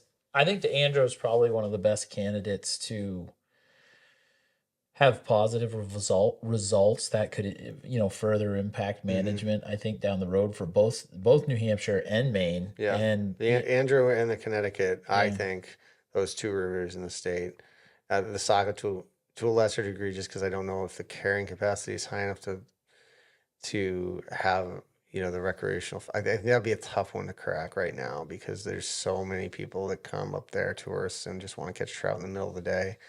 And if that turns into like a trophy brown trout fishery, like that's going to be tough. Like it's going to be tough to catch those fish right, in the middle of the day. yeah, yeah, I think you could. I think that it could potentially become like I'd love to see them stop stocking the upper half of that river and let the tributaries see if you get an increase in brook trout and wild brook trout. If you can get wild brook trout back, because that used to be one of the top. They said in the 1958 report survey on the Saco that the Saco used to be one of the top three wild brook trout fisheries in the country. So that's rivaling the stuff in Maine back then. So it's like, well, what, what happened? Stalking happened, yeah, maybe some habitat stuff, overfishing, everything. But if it had that potential then, and these rivers, other rivers are still that good, and they yeah, don't get stocked, yeah, yeah.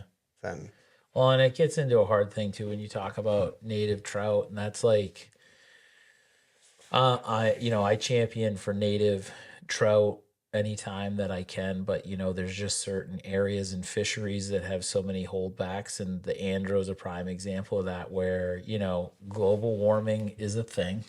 mhm. You know what I mean? And like it is marginal. We got waters that are changing, but the way I look at it is like I'm all about wild trout. So Yeah, it's and you got like, to start somewhere, and the first place to start is to get rid of the fish that you're already throwing in on top of what's already there.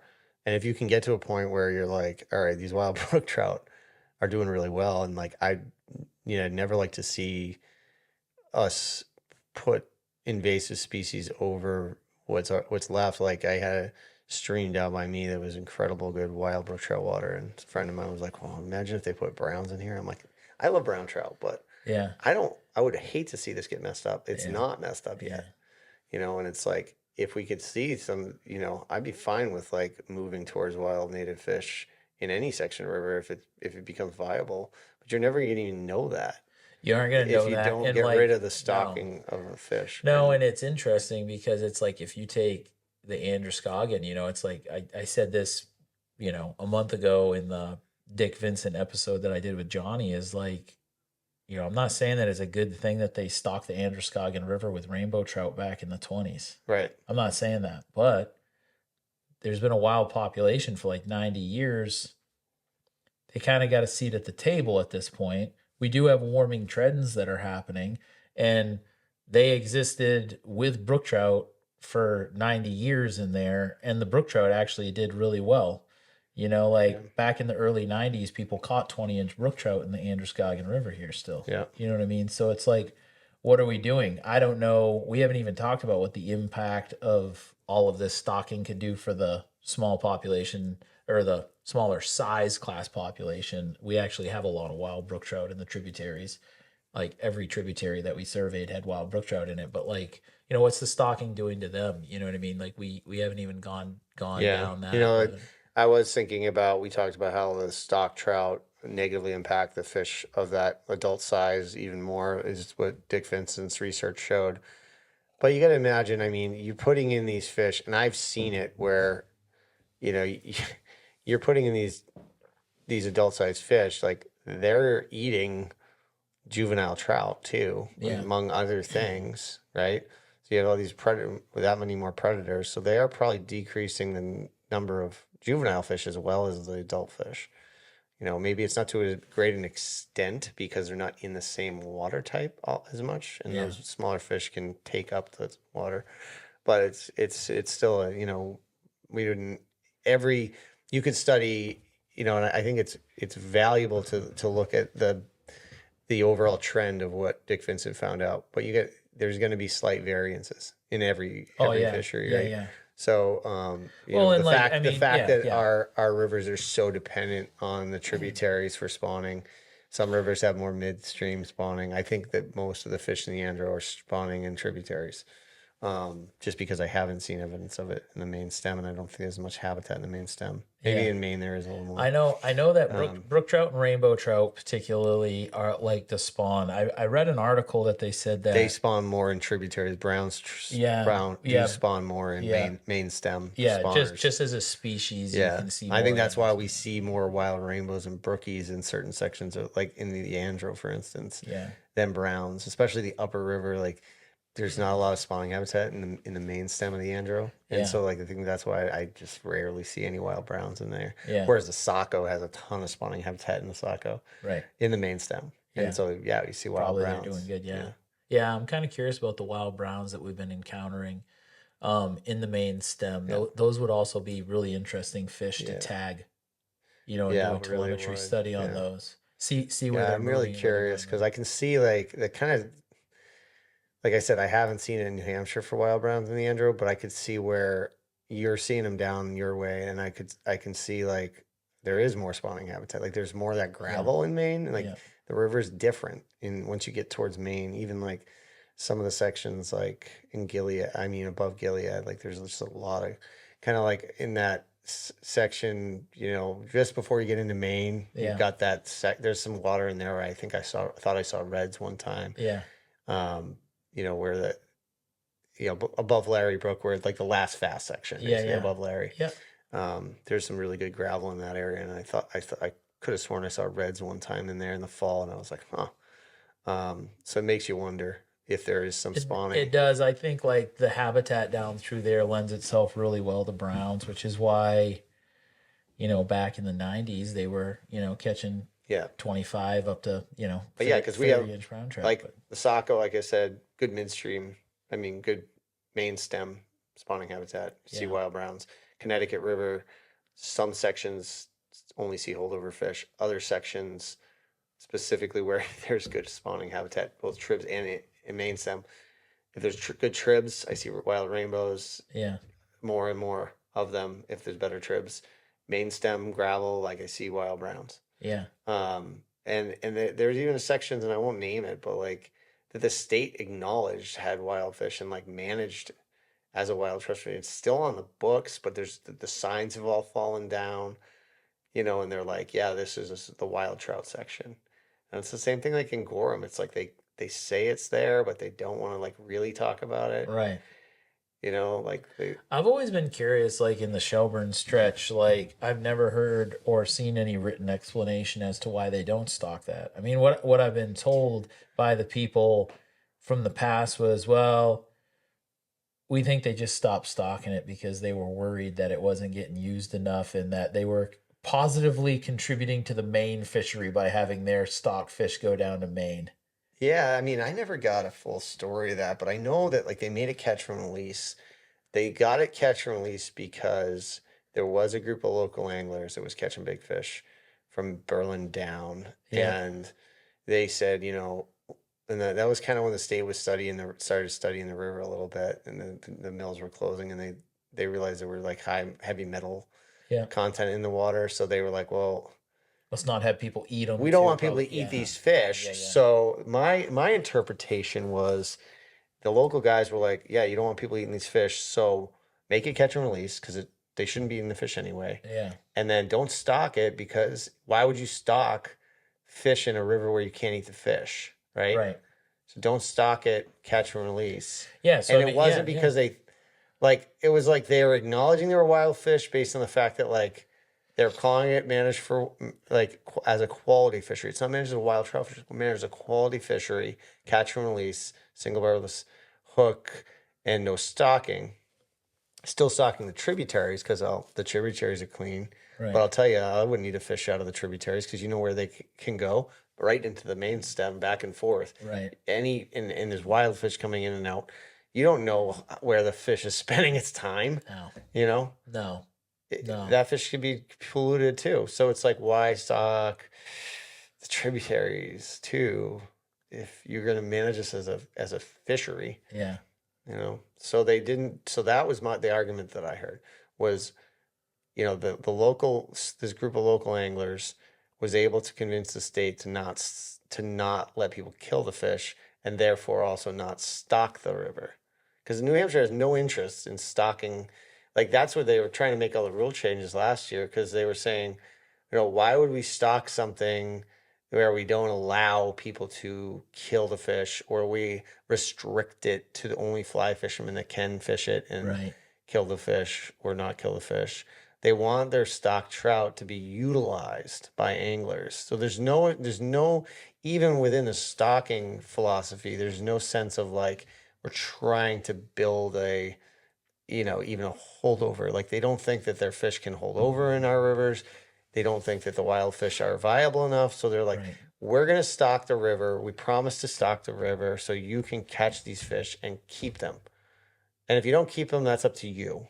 But we want to manage it so that people can keep fish. Yeah. And because we don't see it as a good management practice to put fish into a river that are only just going to die.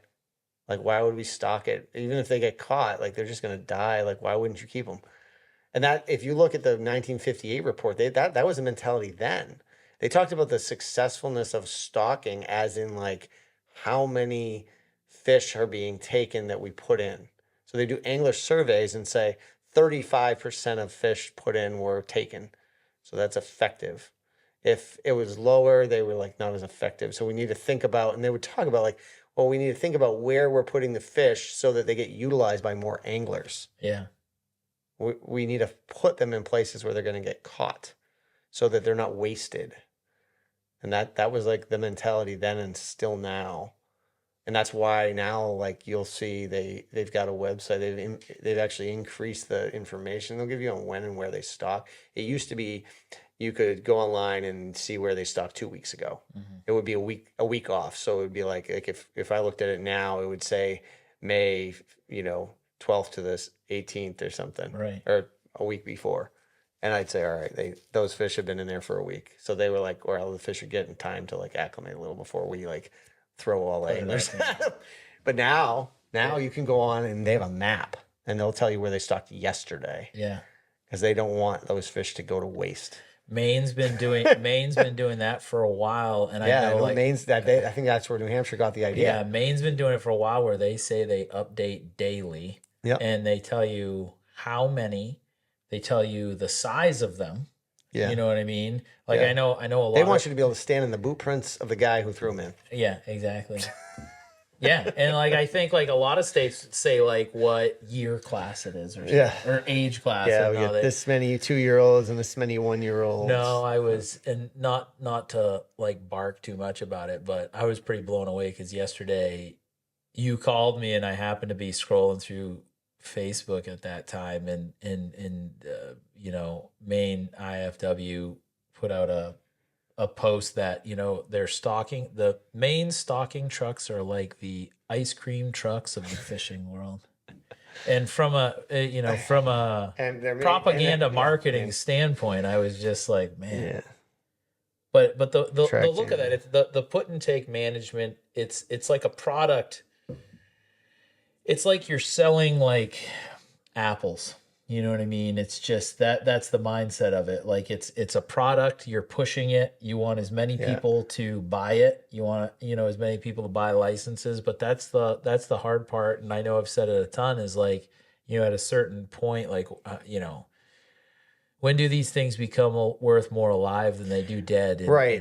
And not to keep saying the same thing, but if there's always gonna be anglers that want that. They want like the stock trout and they just want to go catch their limit. But if we're looking at this as like a business model, do you want to sell like the cheapest product at your store, or do you want to have like tiers, like a fly rod, right? You can get $100 fly rod, you can get $300 fly rod, a $500 fly rod. A lot of people want that. They, especially if they've been fishing for a while, they want that next level experience. Yeah. They want to catch bigger fish, and then they want to catch. First, people just want to catch fish, right? So small stock trout. Oh yeah. Then they want to catch bigger fish. I want bigger stock trout. Yeah. And then it's like, those fish still didn't fight hard. They're easy to catch. Right. Now I want wild fish. Oh, now I want bigger wild fish. And then you get to a point where you just like difficult fish.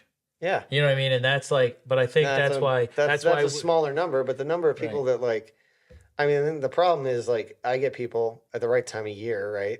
You know, from a guiding perspective, I get people the right time of year, they're gonna catch some freaking awesome fish.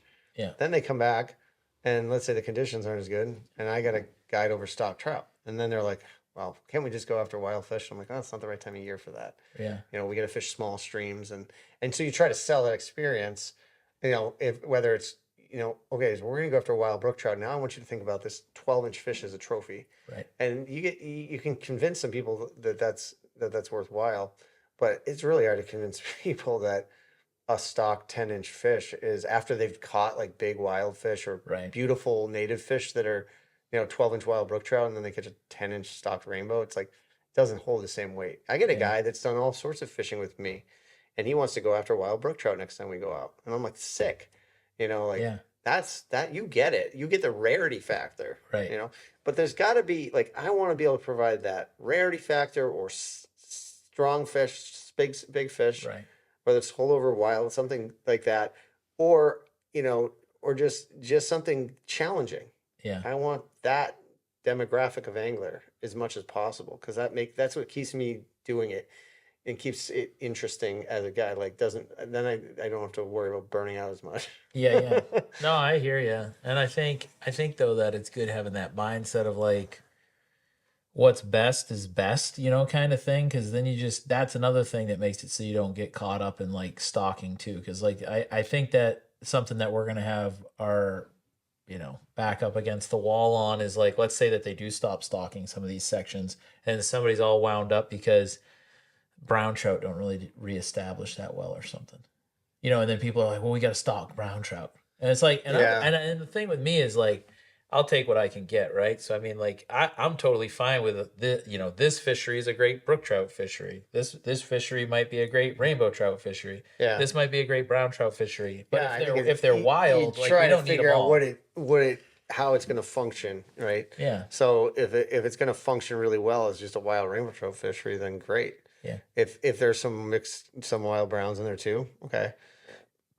If it it doesn't have any trout, then that's something else, right. right?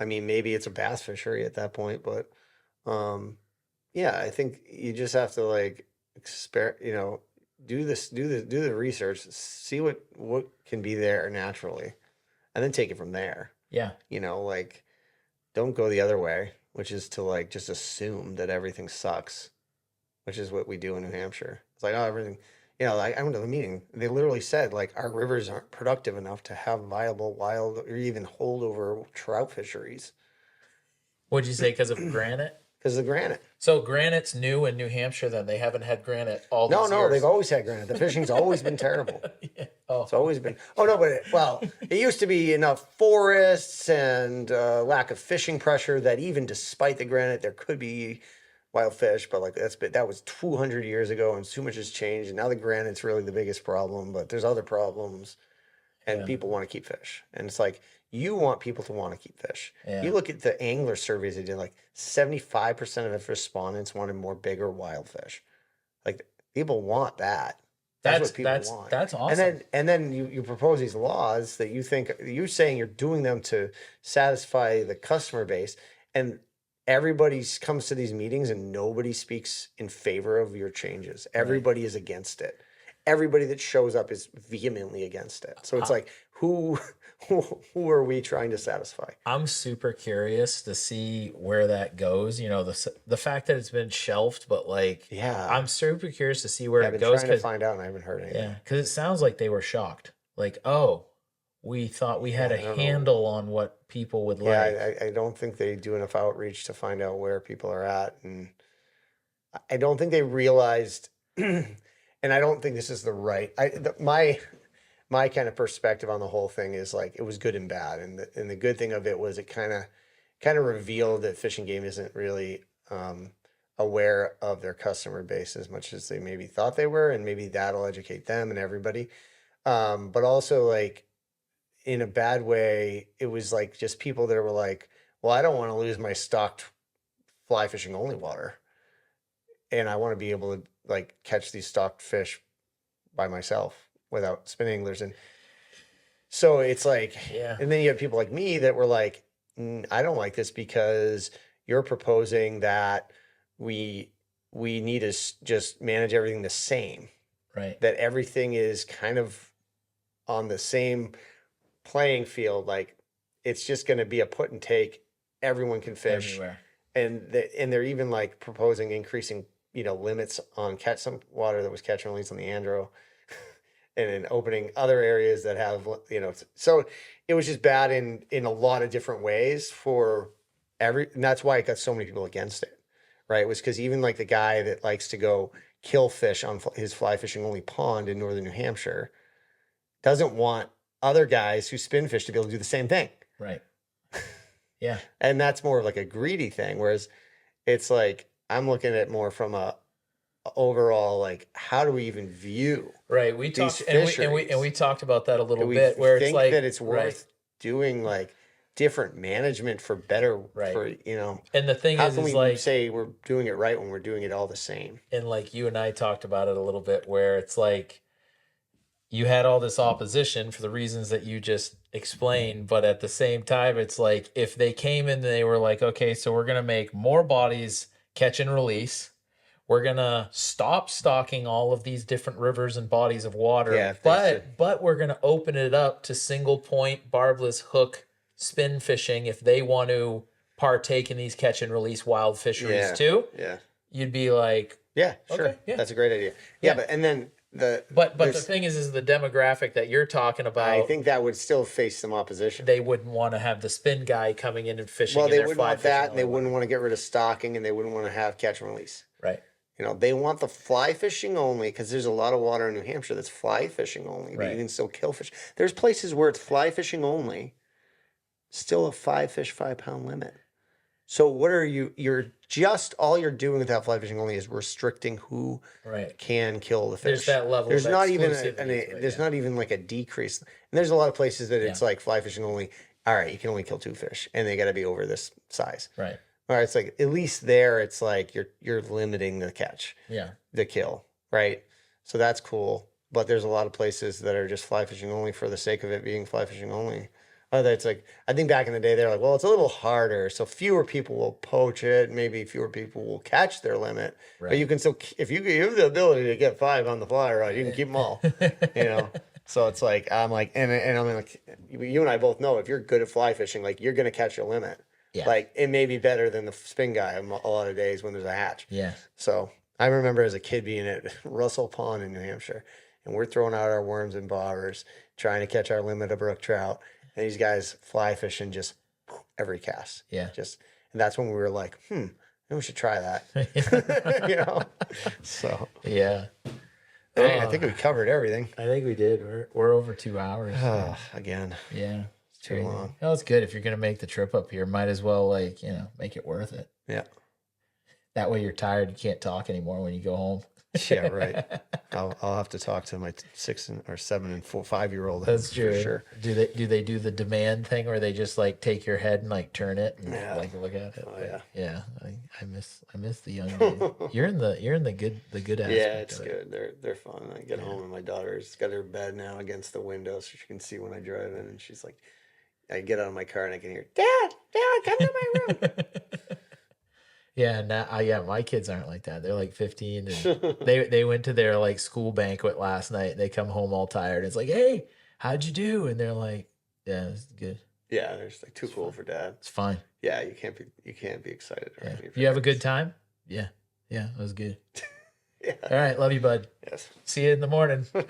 Go to bed. Yeah, I'll savor it. I'll do my best to savor. Yeah, definitely these do. years. That. Yeah. Thanks for coming. Thanks for Yeah, coming out. thanks for having me. Yeah, we'll get back together again and do some more chatting. And I'm gonna be getting a third mic, but so these arms are on back order. So I'm gonna be getting a third one. So it'll be good. We can have I think we could fit like three guys still and do one camera angle. Yeah, And it'll be a 4-hour podcast. probably get.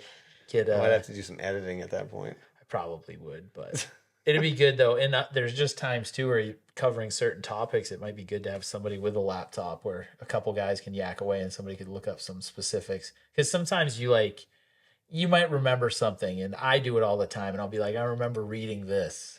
Right, but actually finding the exact. Yeah, and then like, somebody can kind of do that. But anyways, but yeah, all right. Well, thanks for coming again, and Yeah, thanks for having me. yeah, Till yeah, next time. yeah. Peace out, guys.